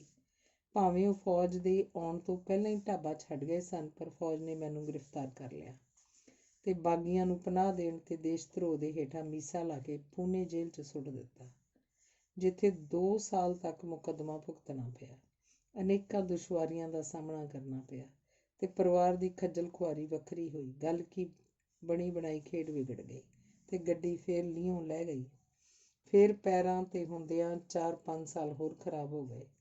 ਆ ਜਿਹੜਾ ਹੋਟਲ ਅੱਜ ਆ, ਇਹ ਜਗ੍ਹਾ ਤਾਂ 1990 ਨੂੰ ਖਰੀਦੀ ਸੀ। ਫਿਰ ਬੜੀ ਸਖਤ ਮਿਹਨਤ ਕੀਤੀ, ਕੁਦਰਤ ਮਿਹਰਬਾਨ ਹੋਈ। ਅੱਜ ਉਸ ਵਾਹਿਗੁਰੂ ਦੀ ਕਿਰਪਾ ਨਾਲ ਸਭ ਕੁਝ ਹੈ, ਪਰ ਮੈਂ ਅੱਜ ਵੀ ਉਹਨਾਂ ਸਮਿਆਂ ਨੂੰ ਭੁੱਲਿਆ ਨਹੀਂ। ਇਸੇ ਕਰਕੇ ਹਰ ਲੋੜਵੰਦ ਨੂੰ ਮੈਨੂੰ ਆਪਣਾ ਆਪ ਨਜ਼ਰ ਆਉਂਦਾ ਹੈ। ਦੂਸਰਾ, ਮੈਂ ਰੋਟੀ ਦੀ ਬੜੀ ਕਦਰ ਕਰਦਾ। ਮੇਰੇ ਲਈ ਇਹ ਬਰਦਾਸ਼ਤ ਕਰਨਾ ਬੜਾ ਔਖਾ ਹੈ ਜਦੋਂ ਕੋਈ ਖਾਣਾ ਬਰਬਾਦ ਕਰਦਾ ਹੈ ਜਾਂ ਥਾਲੀ 'ਚ ਰੋਟੀ ਛੱਡ ਦਿੰਦਾ ਹੈ। ਮਾਮੇ ਭਾਂਜੇ ਦੇ ਰਿਸ਼ਤੇ ਨੇ ਫੌਜੀ ਅਵਤਾਰ ਸਿੰਘ ਰੰਧਾਵਾ ਨੂੰ ਜਗਤ ਮਾਮਾ ਹੀ ਬਣਾ ਦਿੱਤਾ ਸੀ। ਸਾਡੀ ਦੇਖਾ ਦੇਖੀ ਕੁਝ ਹੋਰ ਲੜਕੇ ਜੋ ਪੰਜਾਬ ਤੋਂ ਸਨ, ਮਾਮਾ ਜੀ ਕਹਿਣ ਦਾ ਯਤਨ ਕਰਦੇ ਤਾਂ ਫੌਜੀ ਕਹਿ ਉੱਠਦਾ, ਉਹ ਕਿਵੇਂ ਹੋਏ, ਚਾਚਾ ਜੀ ਕਿਹਾ ਕਰੋ। ਪਰ ਪਿਆਰ ਹਰੇਕ ਨੂੰ ਓਨਾ ਹੀ ਦਿੰਦੇ। ਜਿੱਥੋਂ ਤੱਕ ਮੇਰੇ ਪਿੰਡ ਜਗਦੇਵ ਕਲਾਂ ਦਾ ਸੰਬੰਧ ਹੈ, ਮੇਰੇ ਪਿੰਡ ਦੇ ਸਾਰੇ ਮਿੱਤਰਾਂ ਦੋਸਤਾਂ ਦੀ ਰਿਸ਼ਤੇਦਾਰੀ ਵੀ ਮਾਮੇ ਭਾਂਜੇ ਵਾਲੀ ਬਣ ਗਈ। ਹੁਣ ਤਾਂ ਹਾਲਤ ਇਹ ਹੈ ਕਿ ਜਗਦੇਵ ਕਲਾਂ ਤੋਂ ਹਜ਼ੂਰ ਸਾਹਿਬ ਦੀ ਯਾਤਰਾ ਕਰਨ ਵਾਲੇ ਹਰੇਕ ਵਿਅਕਤੀ ਕੋਲ ਔਰੰਗਾਬਾਦ ਦਾ ਰੈਫਰੈਂਸ ਜ਼ਰੂਰ ਹੁੰਦਾ ਹੈ ਤੇ ਹਰ ਕੋਈ ਆਉਂਦਾ ਜਾਂਦਾ 1-2 ਦਿਨ ਫੌਜੀ ਸਾਹਿਬ ਦੀ ਪ੍ਰਾਹੁਣਚਾਰੀ ਦਾ ਆਨੰਦ ਮਾਣ ਕੇ ਹੀ ਵਾਪਸ ਮੁੜਦਾ ਹੈ। ਕਈ ਵਾਰ ਮਜ਼ਾਕ ਵਿੱਚ ਰੰਧਾਵਾ ਸਾਹਿਬ ਕਹਿੰਦੇ ਨੇ, ਗਿੱਲ, ਹੁਣ ਤਾਂ ਮੈਨੂੰ ਵੀ ਯਾਦ ਨਹੀਂ ਕਿ ਜਗਦਿਆਂ ਦੇ ਕਿੰਨੇ ਕੁ ਭਾਂਜਿਆਂ ਨੂੰ ਮੈਂ ਖਾਰੇ ਤੋਂ ਉਤਾਰ ਚੁੱਕਾ। ਟਰੱਸਟ ਕਮੇਟੀ ਦੇ ਮੈਂਬਰ ਦੋਸਤਾਂ ਨੇ ਮੈਨੂੰ ਕਿਹਾ ਕਿ ਮਾਮੇ ਨੂੰ ਕਿਹਾ ਸਕੂਲ ਦੇ ਇੱਕ ਕਮਰੇ ਦੀ ਉਸਾਰੀ ਦੇ ਪੈਸੇ ਉਹ ਵੀ ਦਾਨ ਕਰੇ। ਮੈਂ ਦੱਸਿਆ ਕਿ ਪਹਿਲਾਂ ਹੀ ਬਾਬਾ ਲੱਖਾ ਸਿੰਘ ਨਾਲ ਜਾ ਕੇ 25,000 ਦਾ ਸਹਿਯੋਗ ਦੇ ਚੁੱਕੇ ਹਨ। ਸਕੂਲ ਤੇ ਟਰੱਸਟ ਦੀਆਂ ਲੋੜਾਂ ਹਿੱਤ ਅਸੀਂ ਕਦੀ ਕਿਸੇ ਰਿਸ਼ਤੇਦਾਰ ਨੂੰ ਨਹੀਂ ਬਖਸ਼ਿਆ। ਲੋਕੀ ਤਾਂ ਸਾਨੂੰ ਮਿਲਣ ਆਉਣ ਤੋਂ ਕੰਨੀ ਕਤਰਾਉਣ ਲੱਗ ਪਏ ਨੇ। ਮਾਮੇ ਕੋਲ ਤਾਂ ਸੁੱਖ ਨਾਲ ਰੱਬ ਦਾ ਦਿੱਤਾ ਸਭ ਕੁਝ ਹੈ। ਮੈਂਬਰਾਂ ਦਾ ਤਰਕ ਸੀ, ਕਿਉਂਕਿ ਇਹਨਾਂ ਵਿੱਚੋਂ ਬਹੁਤੇ ਔਰੰਗਾਬਾਦ ਜਾ ਕੇ ਮਾਮੇ ਦਾ ਟੌਰ ਟੱਪਾ ਵੇਖ ਚੁੱਕੇ ਸਨ। ਸੋ ਟਰੱਸਟ ਕਮੇਟੀ ਦਾ ਗੁਰਮਤਾ ਜਦੋਂ ਮਾਮੇ ਨੂੰ ਦੱਸਿਆ ਗਿਆ ਤਾਂ ਉਹਨਾਂ ਨੇ ਤੁਰੰਤ ਹਾਂ ਕਰ ਦਿੱਤੀ ਤੇ ਕਿਹਾ, ਯਾਰ 51,000 ਦੀ ਕਿਹੜੀ ਗੱਲ ਹੈ, ਪਰ ਜੇ ਇਹ ਹੁਕਮਨਾਮਾ ਹੈ ਤਾਂ ਫਿਰ ਆ ਜਾਓ, 5 ਪਿਆਰੇ ਮੇਰੇ ਕੋਲ ਇਹ ਉਗਰਾ ਹੀ ਲੈਣ। ਫਿਰ ਟਰੱਸਟ ਕਮੇਟੀ ਕਹੇ ਕਿ 5 ਜਣਿਆਂ ਦੀ ਟਿਕਟ ਦਾ ਖਰਚਾ ਕਰਨਾ ਪੈਣਾ, ਅੱਧੀ ਰਕਮ ਤਾਂ ਗਈ ਵਿਅਰਥ। ਫੌਜੀ ਸਾਹਿਬ ਨੇ ਸਾਰਾ ਖਰਚਾ ਆਪਣੇ ਸਿਰ ਚੁੱਕ ਲਿਆ, ਪਰ ਸ਼ਰਤ ਕਾਇਮ ਰੱਖੀ ਕਿ 5 ਪਿਆਰੇ ਹੀ ਇਹ ਦਾਨ ਦੀ ਰਾਸ਼ੀ ਲੈਣ ਆਉਣ। ਅਜਿਹੀ ਦਰਿਆ ਦਿਲੀ ਵਾਲੀ ਦਲੇਰੀ ਸਿਰਫ ਅਵਤਾਰ ਸਿੰਘ ਰੰਧਾਵਾ ਦੇ ਹਿੱਸੇ ਆਈ ਹੈ। ਫੌਜੀ ਮਾਮੇ ਦੀਆਂ ਅਜਿਹੀਆਂ ਅਨੇਕਾਂ ਦਰਿਆ ਦਿਲੀ ਦੀਆਂ ਕਹਾਣੀਆਂ ਮੇਰੇ ਚੇਤੇ 'ਚ ਵਸੀਆਂ ਹੋਈਆਂ ਨੇ। ਇੱਕ ਦਿਨ ਹੋਟਲ 'ਤੇ ਬੈਠਿਆਂ ਭਵਿੱਖ ਦੇ ਸੁਪਨਿਆਂ ਦੀ ਗੱਲ ਛਿੜ ਪਈ। ਗਿੱਲ, ਡਿਗਰੀ ਪੂਰੀ ਕਰਕੇ ਕੀ ਕਰਨ ਦਾ ਇਰਾਦਾ ਹੈ? ਮਾਮਾ ਜੀ SDO ਬਣ ਜਾਣਾ ਹੈ। ਫਿਰ ਮੈਂ ਜਵਾਬ ਦਿੱਤਾ, ਕਿੰਨੀ ਤਨਖਾਹ ਹੁੰਦੀ ਹੈ SDO ਦੀ? ਮਾਮਾ ਜੀ ਦਾ ਮੋੜਵਾਂ ਸਵਾਲ ਸੀ। ਮੈਂ ਚੁੱਪ ਰਿਹਾ। ਫਿਰ ਵੀ ਕੁਝ ਤਾਂ ਹੁੰਦੀ ਹੋਊ, ਬਥੇਰੀ ਹੁੰਦੀ ਹੈ ਗੁਜ਼ਾਰੇ ਜੋਗੀ। ਮੈਂ ਕਿਹਾ, ਇੰਨੀ ਮਿਹਨਤ ਕਰਕੇ ਵੀ ਗੁਜ਼ਾਰਾ ਹੀ ਕਰਨਾ ਤਾਂ ਕੀ ਫਾਇਦਾ? ਰੰਧਾਵਾ ਸਾਹਿਬ ਨੇ ਦਲੀਲ ਦਿੱਤੀ। ਪਰ ਹੋਰ ਕੀ ਕਰਾਂਗੇ? ਮੈਂ ਬੋਲਿਆ, ਥੋੜ੍ਹੇ ਕੰਮ ਨੇ, ਕਦੀ ਕੁਝ ਸੋਚਿਆ ਨਹੀਂ ਨੌਕਰੀ ਤੋਂ ਸਿਵਾਏ? ਸੋਚਿਆ ਕਈ ਵਾਰ, ਪਰ ਸੰਭਵ ਨਹੀਂ ਹੁੰਦਾ। ਮੈਂ ਜਵਾਬ ਦਿੱਤਾ। ਕੀ ਸੋਚਿਆ? ਉਹਨਾਂ ਦਾ ਅਗਲਾ ਸਵਾਲ ਸੀ। ਮੇਰੀ ਇੱਛਾ ਸੀ ਕਿ ਆਪਣਾ ਪੈਟਰੋਲ ਪੰਪ ਹੋਵੇ। ਮੈਨੂੰ ਇਸ ਵਿੱਚ ਸਰਦਾਰੀ ਲੱਗਦੀ ਹੈ। ਜਾਂ ਫਿਰ ਕਦੇ ਜ਼ੋਰ ਪਿਆ ਤਾਂ ਭੱਠਾ ਲਾਵਾਂਗੇ।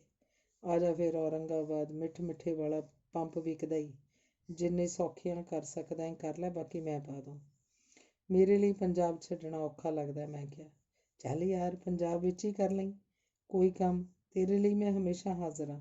10 ਲੱਖ ਤੱਕ ਤਾਂ ਕਦੇ ਵੀ ਫੋਨ ਕਰ ਦੇਈਂ। ਜੇਕਰ ਵਧੇਰੇ ਲੋੜ ਹੋਈ ਤਾਂ ਦੁਨੀਆਦਾਰੀ ਦਾ ਵਿਧਾਨ ਤੇ ਵਿਵਹਾਰ ਹੈ, ਵਾਪਸ ਕਰਨੇ ਪੈਣਗੇ ਜਦੋਂ ਕਦੀ ਕੋਲ ਹੋਏ। ਸਮੇਂ ਦੀ ਕੋਈ ਸੀਮਾ ਨਹੀਂ ਤੇ ਨਾ ਹੀ ਕੋਈ ਹੋਰ ਸ਼ਰਤ। ਸਿਰ ਲੱਥ ਤੇ ਦੂਸਰਿਆਂ ਲਈ ਕੁਰਬਾਨੀ ਦਾ ਮਾਦਾ ਇੰਨਾ ਕਿ ਕੋਈ ਇੱਕ ਵਾਰੀ ਕਹਿ ਕੇ ਤਾਂ ਵੇਖੇ, ਪਰ ਹੋਵੇ ਕੋਈ ਐਸਾ ਜੋ ਉਹਨੂੰ ਸਮਝਣ ਦੇ ਸਮਰੱਥ ਵੀ ਹੋਵੇ। ਜੇਕਰ ਇਹਨਾਂ ਘਟਨਾਵਾਂ ਦੇ ਜ਼ਿਕਰ 'ਚ ਪੈ ਗਏ ਤਾਂ ਨਾਵਲ ਹੀ ਬਣ ਜਾਏਗਾ। ਘੱਟੋ ਘੱਟ ਮੈਂ ਆਪਣੇ ਲਈ ਅਨੇਕਾਂ ਵਾਰ ਅਜ਼ਮਾ ਚੁੱਕਾ।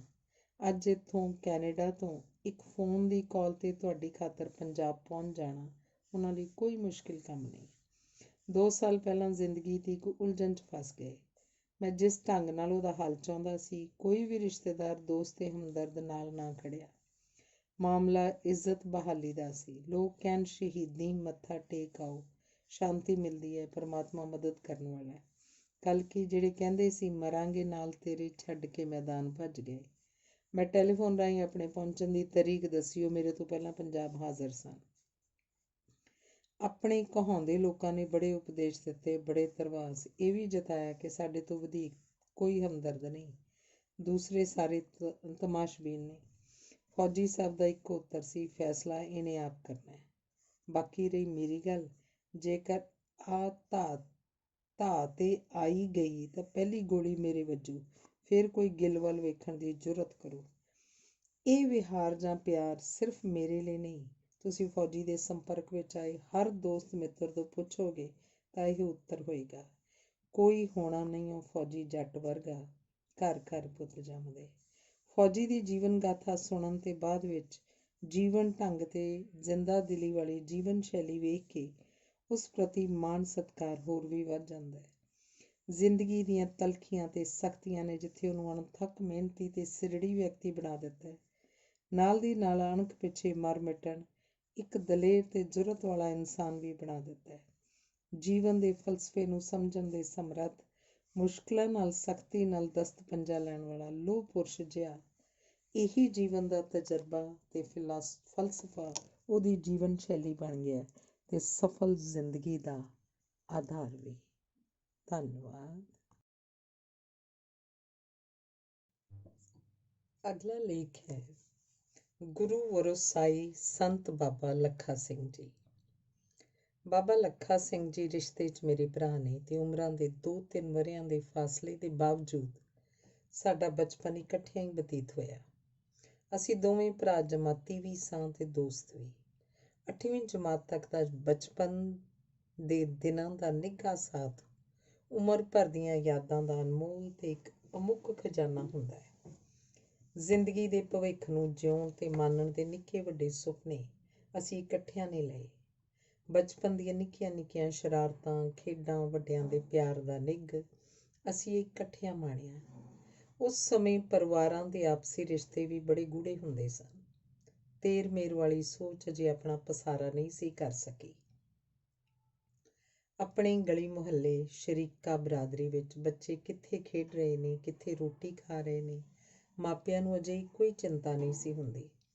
ਪੜ੍ਹਾਈ ਦੇ ਨਾਲ ਨਾਲ ਦੇਰ ਰਾਤ ਤੱਕ ਪੇਂਡੂ ਖੇਡਾਂ ਤੇ ਫਿਰ ਜਿੱਥੇ ਦਿਲ ਕੀਤਾ ਰਾਤ ਨੂੰ ਸੌਂ ਗਏ। ਚਾਚਿਆਂ ਤਾਇਆਂ ਵਿੱਚ ਭੋਰਾ ਵੀ ਵਿੱਥ ਨਹੀਂ ਸੀ ਹੁੰਦੀ। ਅਜਿਹਾ ਹੀ ਅਲਬੇਲਾ ਬਚਪਨ ਸੀ ਸਾਡਾ।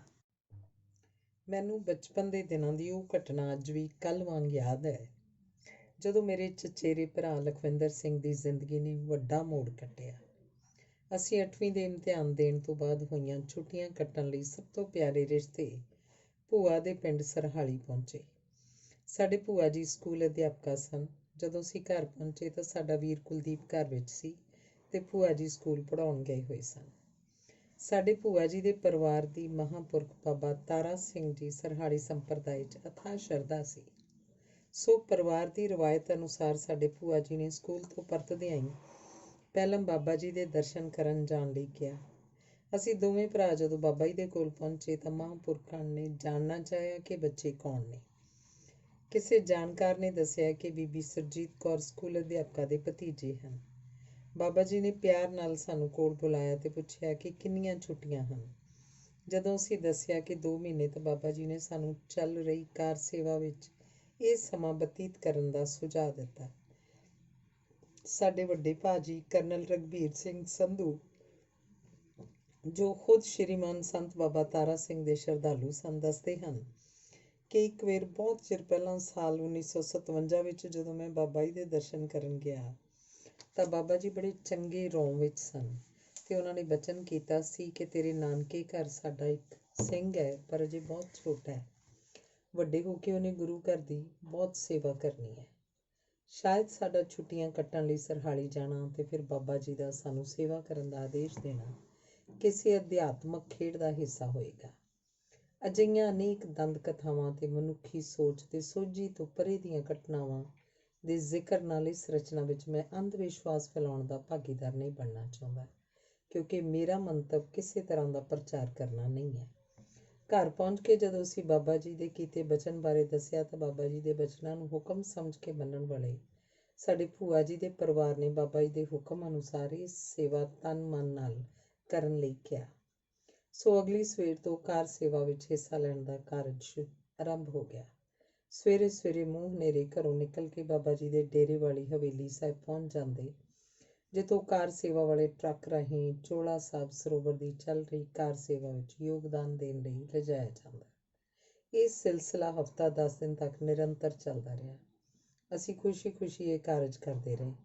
ਮੈਂ ਸਰੀਰਕ ਪੱਖੋਂ ਆਪਣੇ ਭਰਾ ਲਖਵਿੰਦਰ ਨਾਲੋਂ ਹੌਲਾ ਸੀ ਤੇ ਸ਼ਾਇਦ ਮਨ ਦੀ ਮਜ਼ਬੂਤੀ ਪੱਖੋਂ ਵੀ ਕਮਜ਼ੋਰ ਇਰਾਦੇ ਦਾ ਹੋਵਾਂਗਾ ਕਿ ਮੈਂ ਲੰਮਾ ਸਮਾਂ ਇਹ ਕਾਰਜ ਨਿਭਾ ਨਾ ਸਕਿਆ ਤੇ ਵਿਚਾਲੇ ਹੀ ਭਗੌੜਾ ਹੋ ਗਿਆ। ਪਰ ਲਖਵਿੰਦਰ ਵੀਰ ਦਾ ਇਰਾਦਾ ਪੱਕਾ ਨਿਕਲਿਆ ਤੇ ਉਹ ਹੱਠ ਅਤੇ ਸਿਰੜ ਨਾਲ ਮਹਾਂਪੁਰਖਾਂ ਦੇ ਕੌਲ ਨੂੰ ਪੂਰਾ ਕਰਨ 'ਚ ਸਫਲ ਰਿਹਾ, ਜਿਸ ਨਾਲ ਬ੍ਰਹਮ ਗਿਆਨੀ ਮਹਾਂਪੁਰਖ ਸੰਤ ਬਾਬਾ ਤਾਰਾ ਸਿੰਘ ਜੀ ਦੀ ਬਖਸ਼ਿਸ਼ ਉਹਨਾਂ ਉੱਪਰ ਹੋਈ ਤੇ ਉਹ ਹਮੇਸ਼ਾ ਲਈ ਬਾਬਾ ਜੀ ਦੀ ਕਿਰਪਾ ਦਾ ਪਾਤਰ ਬਣ ਗਿਆ।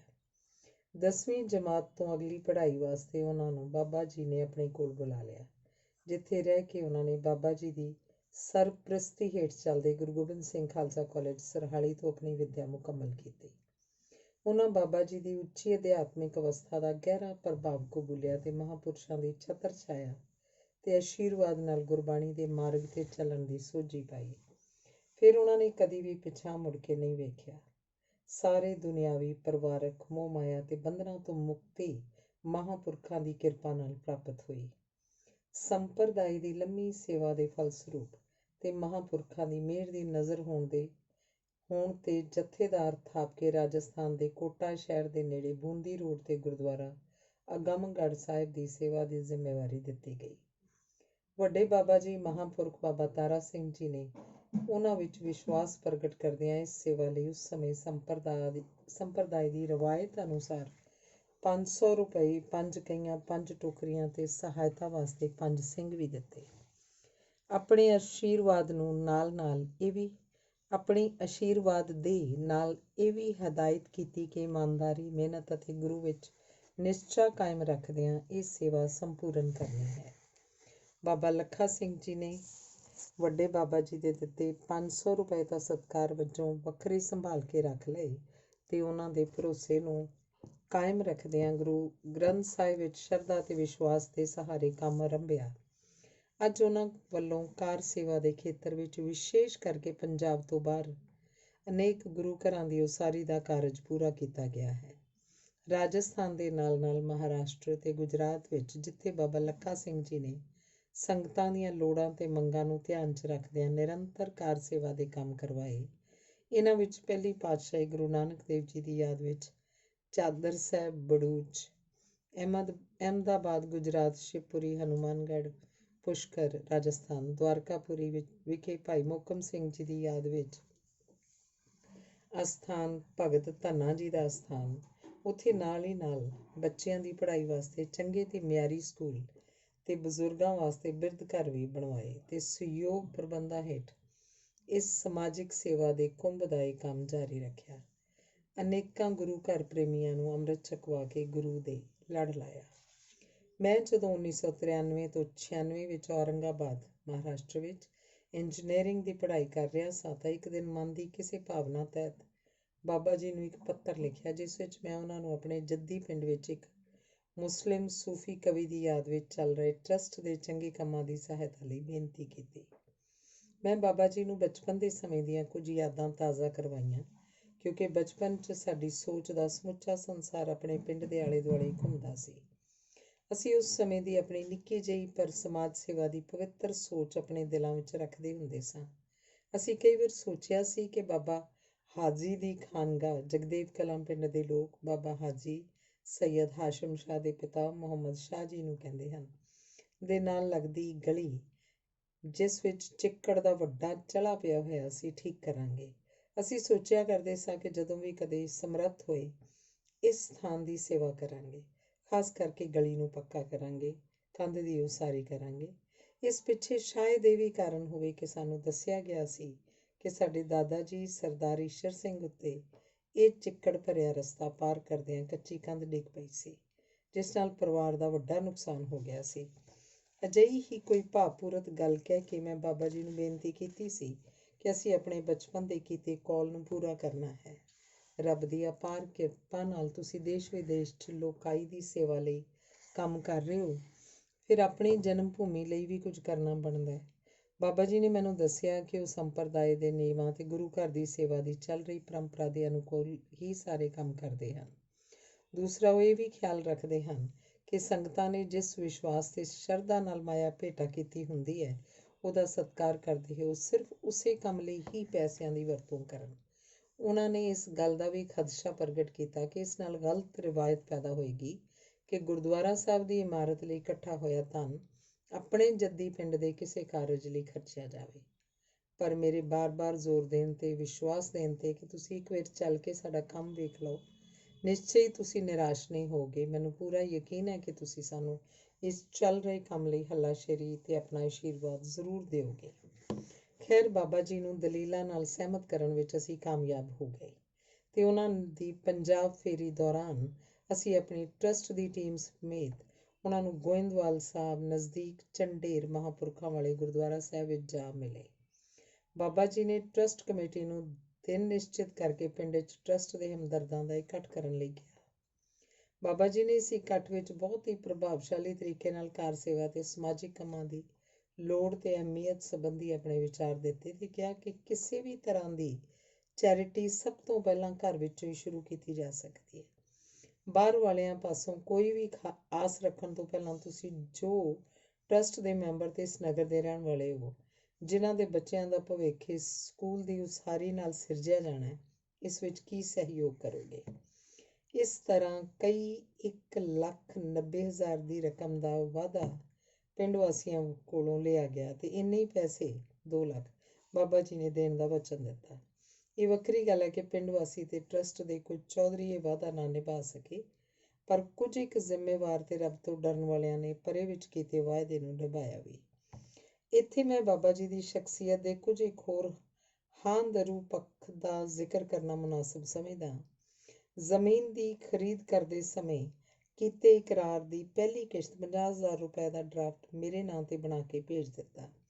ਜਦੋਂ ਮੈਂ ਬਾਬਾ ਜੀ ਦੇ ਧਿਆਨ 'ਚ ਇਹ ਗੱਲ ਲਿਆਂਦੀ ਕਿ ਨਿਯਮ ਅਨੁਸਾਰ ਇਹ ਰਾਸ਼ੀ ਤਾਂ ਟਰੱਸਟ ਦੇ ਖਾਤੇ 'ਚ ਜਾਣੀ ਹੈ ਤੇ ਇਹਦਾ ਡਰਾਫਟ ਵੀ ਟਰੱਸਟ ਦੇ ਨਾਂ ਹੋਣਾ ਚਾਹੀਦਾ ਹੈ, ਬਾਬਾ ਜੀ ਨੇ ਜਵਾਬ 'ਚ ਕਿਹਾ ਕਿ ਹਰਜੀਤ ਸਿਆਂ, ਮੈਂ ਤੈਨੂੰ ਜਾਣਦਾ, ਇਸੇ ਲਈ ਮੈਂ ਡਰਾਫਟ ਜਾਣਬੁੱਝ ਕੇ ਤੇਰੇ ਨਾਂ ਤੇ ਬਣਵਾ ਕੇ ਭੇਜਿਆ। ਇਹ ਹੁਣ ਤੇਰੇ ਤੇ ਨਿਰਭਰ ਕਰਦਾ ਹੈ ਕਿ ਤੂੰ ਚਾਹੇ ਤਾਂ ਇਹ ਰਕਮ ਆਪਣੇ ਤੇ ਖਰਚ, ਬੱਚਿਆਂ ਦੇ ਖਰਚ ਤੇ ਭਾਵੇਂ ਮਕਾਨ ਤੇ ਖਰਚ ਕਰ ਲੈ, ਪਰ ਇੱਕ ਗੱਲ ਯਾਦ ਰੱਖੀ ਕਿ ਗੁਰੂ ਘਰ ਦਾ ਇਹ ਪੈਸਾ ਠੀਕ ਥਾਂ ਹੀ ਲੱਗੇ ਤਾਂ ਚੰਗਾ ਹੈ, ਨਹੀਂ ਤਾਂ ਇਹ ਜ਼ਹਿਰ ਦੀ ਨਿਆਈ ਹੋਏਗਾ। ਸ਼ਾਇਦ ਇਹ ਮੇਰਾ ਕੋਈ ਇਮਤਿਹਾਨ ਹੋਏਗਾ, ਅਜਿਹਾ ਹੀ ਮੈਂ ਉਸ ਸਮੇਂ ਸਮਝ ਸਕਿਆ ਸਾਂ, ਕਿਉਂਕਿ ਧਰਮ ਦੀ ਇਹ ਖੇਡ ਸਾਡੀ ਸਮਝ ਤੇ ਬੁੱਧੀ ਤੋਂ ਕਿਤੇ ਅਗਲੀ ਗੱਲ ਹੁੰਦੀ ਹੈ। ਅੱਜ ਜਦੋਂ ਸਿੱਖ ਧਰਮ 'ਚ ਡੇਰਾਧਾਰੀ ਸੰਤਾਂ ਦੇ ਕਾਰਨਾਮਿਆਂ ਦੀ ਮਨਫੀ ਚਰਚਾ ਚਾਰ ਚੁਫੇਰੇ ਪਸਰੀ ਹੋਈ ਹੈ, ਕੁਝ ਇੱਕ ਮਹਾਂਪੁਰਖ ਆਪਣੀ ਧੁਨ 'ਚ ਬਿਨਾਂ ਕਿਸੇ ਪ੍ਰਚਾਰ ਤੇ ਸ਼ੋਰ ਸ਼ਰਾਬੇ ਦੇ ਗੁਰੂ ਆਸ਼ੇ ਨੂੰ ਪਰਣਾਏ ਲੋਕਾਂ ਦੀ ਬਿਹਤਰੀ ਵਾਸਤੇ ਸਰਬੱਤ ਦੇ ਭਲੇ ਦਾ ਉਪਦੇਸ਼ ਦੇਣ ਦੇ ਸਮਰੱਥ ਨੇ, ਕਿਉਂਕਿ ਉਹਨਾਂ ਨੇ ਆਪਣੇ ਜੀਵਨ ਤੇ ਕਾਰਜ ਸ਼ੈਲੀ ਨੂੰ ਵੀ ਸਿੱਖ ਧਰਮ ਦੀਆਂ ਪਰੰਪਰਾਵਾਂ ਅਨੁਸਾਰ ਢਾਲਿਆ ਹੋਇਆ ਹੈ, ਜਿਸ ਸਦਕਾ ਸੰਗਤਾਂ ਉਹਨਾਂ ਮਹਾਂਪੁਰਖਾਂ ਦਾ ਆਦਰ ਸਨਮਾਨ ਕਰਦੀਆਂ ਹਨ। ਅਜਿਹੇ ਸੰਤ ਮਹਾਤਮਾ ਮਹਾਂਪੁਰਖਾਂ ਦੇ ਜੀਵਨ ਤੋਂ ਸਾਨੂੰ ਸਹੀ ਸੇਧ ਲੈ ਕੇ ਗੁਰਬਾਣੀ ਅਨੁਸਾਰ ਆਪਣਾ ਜੀਵਨ ਬਸਰ ਕਰਨ ਦਾ ਯਤਨ ਕਰਦੇ ਰਹਿਣਾ ਚਾਹੀਦਾ ਹੈ। ਧੰਨਵਾਦ। ਤੀਸਰਾ ਲੇਖ ਹੈ ਕਲਯੁਗ ਵਿੱਚ ਵੀ ਹੈਨ ਫਰਿਸ਼ਤੇ, ਬਚਿੱਤਰ ਸਿੰਘ। ਸਾਲ 2004 ਵਿੱਚ ਬੇਟੇ ਨੇ 11ਵੀਂ ਪਾਸ ਕਰ ਲਈ ਸੀ ਤੇ ਉਹ 12ਵੀਂ ਜਮਾਤ ਦੇ ਨਾਲ ਨਾਲ ਆਪਣੇ ਇੰਜੀਨੀਅਰਿੰਗ ਦੇ ਦਾਖਲੇ ਲਈ ਕੋਚਿੰਗ ਲੈਣ ਲਈ ਚੰਡੀਗੜ੍ਹ ਜਾਣਾ ਚਾਹੁੰਦਾ ਸੀ। ਅਸੀਂ ਅੰਮ੍ਰਿਤਸਰ ਵਿੱਚ ਸੈਟਲ ਸਾਂ। ਬੇਟੀ ਪਹਿਲਾਂ ਹੀ ਫਤਿਹਗੜ੍ਹ ਸਾਹਿਬ 'ਚ ਬਾਬਾ ਬੰਦਾ ਸਿੰਘ ਇੰਜੀਨੀਅਰਿੰਗ ਕਾਲਜ 'ਚ ਵਿੱਦਿਆ ਲੈ ਰਹੀ ਸੀ, ਜੋ ਮੋਹਾਲੀ ਤੇ ਚੰਡੀਗੜ੍ਹ ਦੇ ਨਜ਼ਦੀਕ ਹੀ ਹੈ। ਸੋ ਹਾਲਾਤ ਅਤੇ ਬੱਚਿਆਂ ਦੀ ਖਾਹਿਸ਼ ਨੂੰ ਮੁੱਖ ਰੱਖਦਿਆਂ ਅਸੀਂ ਚੰਡੀਗੜ੍ਹ ਸ਼ਿਫਟ ਕਰਨ ਦਾ ਨਿਰਣਾ ਲੈ ਲਿਆ, ਜੋ ਸਾਡੇ ਲਈ ਆਸਾਨ ਨਹੀਂ ਸੀ, ਪਰ ਮੁਕਾਬਲੇਬਾਜ਼ੀ ਦੇ ਇਸ ਦੌਰ ਵਿੱਚ ਬੱਚਿਆਂ ਨੂੰ ਇਹ ਮਹਿਸੂਸ ਨਾ ਹੋਵੇ ਕਿ ਕਿਸੇ ਕਾਰਨ ਮਾਪਿਆਂ ਦੀ ਅਣਗਹਿਲੀ ਜਾਂ ਕਿਸੇ ਮਜਬੂਰੀ ਕਰਕੇ ਅਸੀਂ ਆਪਣਾ ਬਣਦਾ ਮੁਕਾਮ ਨਹੀਂ ਪਾ ਸਕੇ, ਇਹ ਫੈਸਲਾ ਜ਼ਰੂਰੀ ਭਾਸਦਾ ਸੀ। ਚੰਡੀਗੜ੍ਹ ਜਾਂ ਮੋਹਾਲੀ ਵਿੱਚ ਜਾ ਵਸਣ ਲਈ ਜੋ ਮੈਂ ਸਮਝਦਾ ਸਾਂ ਸਭ ਤੋਂ ਪਹਿਲੀ ਔਕੜ ਜਿਸ ਨਾਲ 2-4 ਹੋਣਾ ਪੈਣਾ ਸੀ, ਉਹ ਸੀ ਰਿਹਾਇਸ਼। ਪਰ ਇਹ ਮਸਲਾ ਮੇਰੀ ਚਚੇਰੀ ਭੈਣ ਨੇ ਸੌਖਿਆਂ ਹੀ ਆਸਾਨ ਕਰ ਦਿੱਤਾ। ਜਦੋਂ ਉਹਨਾਂ ਨੇ ਦੱਸਿਆ ਕਿ ਸਾਡੇ ਗੁਆਂਢ ਫੇਸ 10 ਵਿੱਚ ਇੱਕ ਘਰ ਦੀ ਉੱਪਰਲੀ ਮੰਜ਼ਿਲ ਖਾਲੀ ਤਾਂ ਹੈ, ਪਰ ਉਹਨਾਂ ਨੇ ਇਸ ਤੋਂ ਪਹਿਲਾਂ ਕਦੀ ਘਰ ਕਿਰਾਏ 'ਤੇ ਨਹੀਂ ਦਿੱਤਾ। ਮੈਂ ਕੋਸ਼ਿਸ਼ ਕਰਕੇ ਵੇਖਾਂਗੀ। ਬੰਦੇ ਬਹੁਤ ਚੰਗੇ ਹਨ, ਸ਼ਾਇਦ ਮੰਨ ਨਹੀਂ ਜਾਣ। ਇਸ ਤੋਂ ਪਹਿਲਾਂ ਵੀ ਅਸੀਂ ਸਰਦਾਰ ਸੇਵਾ ਸਿੰਘ ਕਮਾਂਡੈਂਟ, ਜੋ ਪਰਿਵਾਰ ਵਿੱਚੋਂ ਮੇਰੇ ਜੀਜਾ ਜੀ ਲੱਗਦੇ ਹਨ, ਰਾਹੀਂ ਇੱਕ ਦੋ ਘਰ ਵੇਖ ਚੁੱਕੇ ਸਾਂ। ਗੁਰਮੀਤ ਭੈਣ ਦੇ ਕਹਿਣ 'ਤੇ ਅਸੀਂ ਘਰ ਵੇਖਣ ਲਈ ਗਏ ਤਾਂ ਮਨ ਖੁਸ਼ ਹੋਇਆ। ਬੜੀ ਢੁਕਵੀਂ ਰਿਹਾਇਸ਼ ਸੀ ਤੇ ਮਾਲਕ ਵੀ ਗੱਲਬਾਤ ਤੋਂ ਭਲੇ ਪੁਰਸ਼ ਪ੍ਰਤੀਤ ਹੋ ਰਹੇ ਸਨ। ਜਗ੍ਹਾ ਪਸੰਦ ਆਉਣ ਤੋਂ ਬਾਅਦ ਪਹਿਲੀ ਗੱਲ ਕਿਰਾਏ ਬਾਰੇ ਮੁਕਾ ਕਰਨਾ ਜ਼ਰੂਰੀ ਸੀ।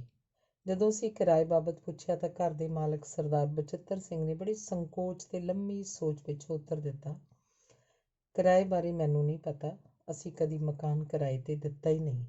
ਤੁਸੀਂ ਖੁਦ ਹੀ ਆਲੇ ਦੁਆਲੇ ਅਨੁਸਾਰ ਵੇਖ ਜਾਂਚ ਕੇ ਤੈਅ ਕਰ ਲਓ। ਫਿਰ ਵੀ ਮੇਰੀ ਭੈਣ ਦੇ ਬਾਰ-ਬਾਰ ਜ਼ੋਰ ਦੇਣ 'ਤੇ ਉਹਨਾਂ ਤੋਂ ਮੂੰਹੋਂ ਨਿਕਲਿਆ, ਕਰੀਬ 3000 ਮਹੀਨਾ ਦੇ ਦੇਣਾ। ਬਿਜਲੀ ਪਾਣੀ ਅੱਧੋ ਅੱਧ ਹੋ ਜਾਏਗਾ। ਮੇਰੀ ਸਮਝ ਅਨੁਸਾਰ ਇਹ ਕਿਰਾਇਆ ਵਾਜਬ ਨਾਲੋਂ ਵੀ ਘੱਟ ਸੀ।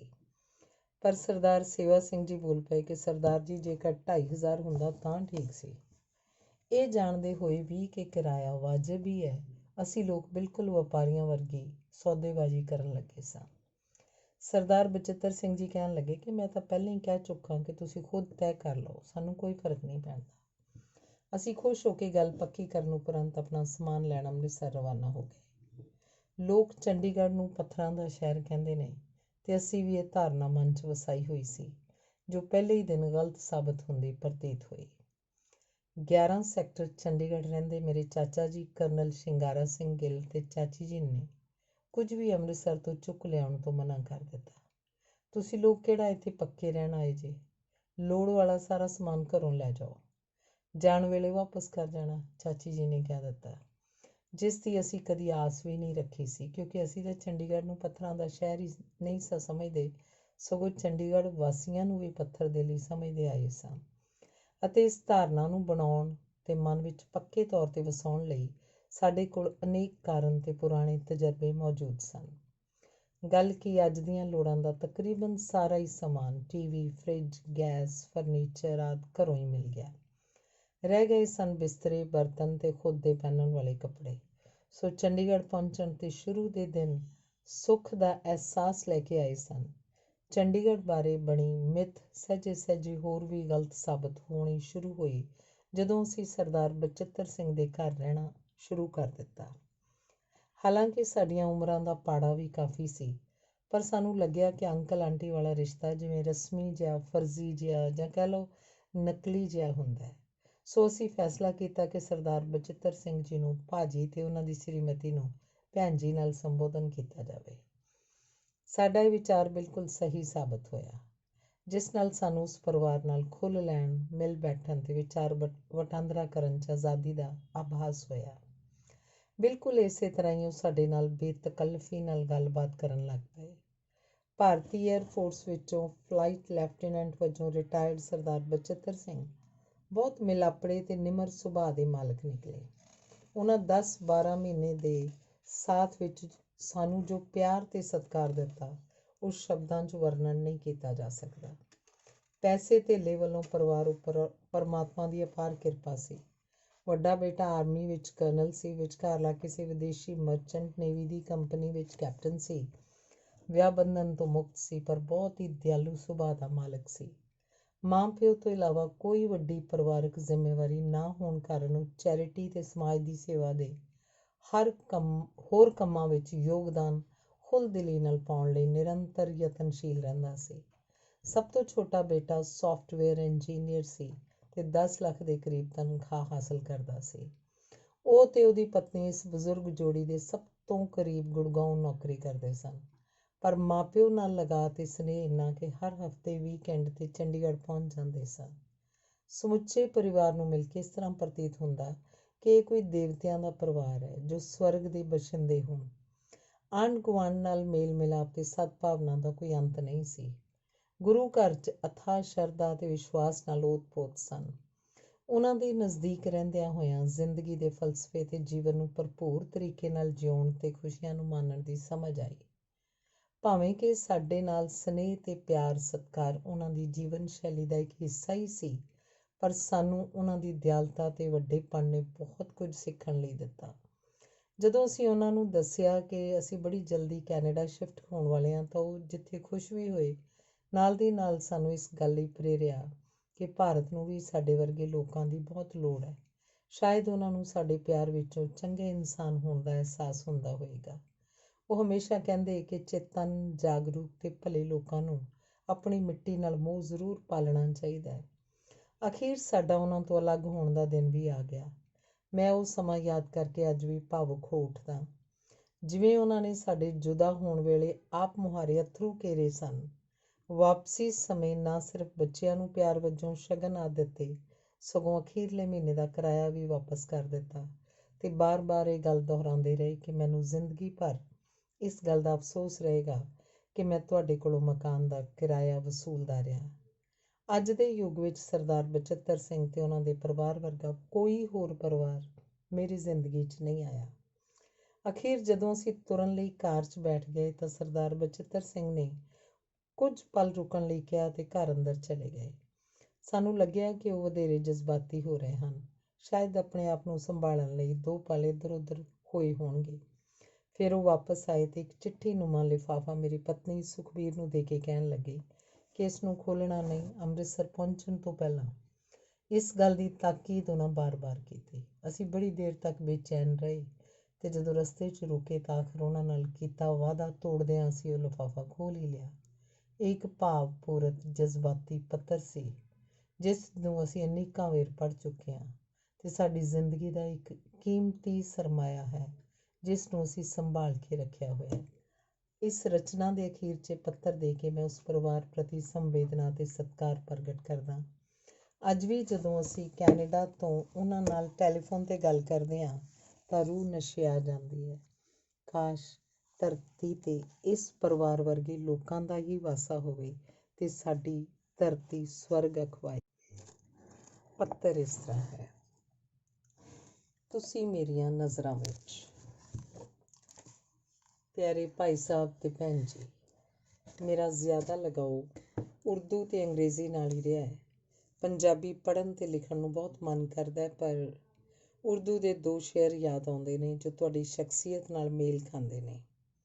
फूल खिलते हैं सुकड़ जाते हैं, लोग मिलते हैं बिछड़ जाते हैं, दिल पे पड़ जाते हैं कभी ऐसी यादों के निशान, समय की धूल से जो और भी निखर आते हैं। ਭਾਵ ਕਈ ਵਿਅਕਤੀ ਭਾਵੇਂ ਥੋੜ੍ਹਾ ਜਿਹਾ ਵੀ ਸਾਥ ਦਿੰਦੇ ਹਨ, ਪਰ ਉਹ ਦਿਲ 'ਤੇ ਇੱਕ ਅਮਿੱਟ ਛਾਪ ਛੱਡ ਜਾਂਦੇ ਨੇ। ਦੂਜੀ ਲਾਈਨ ਮਿਰਜ਼ਾ ਗਾਲਿਬ ਦੀ ਹੈ, शीशा क्यों न दूं कि तुमसा कहीं जैसे, ऐसा कहाँ से लाऊं कि तुमसा कहीं है। ਭਾਵ ਆਪਣੇ ਦੋਸਤ ਨੂੰ ਦੇਖ ਕੇ ਕਹਿੰਦਾ ਹੈ ਕਿ ਮੈਨੂੰ ਦੁਨੀਆ 'ਚ ਤੇਰੇ ਵਰਗਾ ਕੋਈ ਇਨਸਾਨ ਨਜ਼ਰ ਨਹੀਂ ਆਉਂਦਾ, ਇਸ ਲਈ ਮੈਂ ਮਜਬੂਰ ਹੋ ਕੇ ਇੱਕ ਸ਼ੀਸ਼ਾ ਹੀ ਤੇਰੇ ਸਾਹਮਣੇ ਕਰ ਦਿੰਦਾ ਹਾਂ, ਜਿਸ ਵਿੱਚ ਤੈਨੂੰ ਆਪਣੇ ਵਰਗੀ ਸੂਰਤ ਨਜ਼ਰ ਆ ਜਾਏ, ਕਿਉਂਕਿ ਤੇਰੇ ਵਰਗਾ ਹੋਰ ਕੋਈ ਮੈਨੂੰ ਨਜ਼ਰ ਨਹੀਂ ਆਉਂਦਾ। ਵਿਲੀਅਮ ਸ਼ੇਕਸਪੀਅਰ ਦਾ ਮੇਰੇ ਵਰਗਾ ਇੱਕ ਗਰੀਬ ਦੋਸਤ ਸੀ। ਉਸਨੂੰ ਇਹ ਗਿਲਾ ਰਹਿੰਦਾ ਸੀ ਕਿ ਉਸ ਪਾਸ ਧਨ ਦੌਲਤ ਤੇ ਤਾਲੀਮ ਕੁਝ ਵੀ ਨਹੀਂ। ਉਹ ਆਪਣੀ ਕਿਸਮਤ ਨੂੰ ਕੋਸਦਾ ਰਹਿੰਦਾ ਸੀ, ਪਰ when for a while I think of the dear friend, all losses are returned, all sorrows end, and I scorn to change my state with kings। ਜੋ ਉਹਨੂੰ ਯਾਦ ਆਉਂਦਾ ਸੀ ਕਿ ਸ਼ੇਕਸਪੀਅਰ ਮੇਰਾ ਦੋਸਤ ਹੈ ਤੇ ਉਹਦੇ ਸਾਰੇ ਗਿਲੇ ਸ਼ਿਕਵੇ ਮਿਟ ਜਾਂਦੇ ਸਨ, ਤਾਂ ਉਹ ਆਪਣੇ ਆਪ ਨੂੰ ਬਾਦਸ਼ਾਹ ਤੋਂ ਘੱਟ ਨਹੀਂ ਸੀ ਸਮਝਦਾ। ਮੇਰਾ ਖਿਆਲ ਹੈ ਕਿ ਸਤਰਾਂ ਸਾਡੇ 'ਤੇ ਬਹੁਤ ਢੁਕਦੀਆਂ ਹਨ। ਦੋਸਤ ਤਾਂ ਨੋਬੈਲ ਪ੍ਰਾਈਜ਼ ਵਿਨਰ ਵਰਗੇ ਨੇ ਤੇ ਸਾਡੇ ਪੱਲੇ ਕੁਝ ਵੀ ਨਹੀਂ ਹੈ। ਮੇਰੀ ਜ਼ਿੰਦਗੀ ਦੀ ਪੂੰਜੀ ਤੇ ਮੇਰੇ ਦੋਸਤ ਹੀ ਹਨ।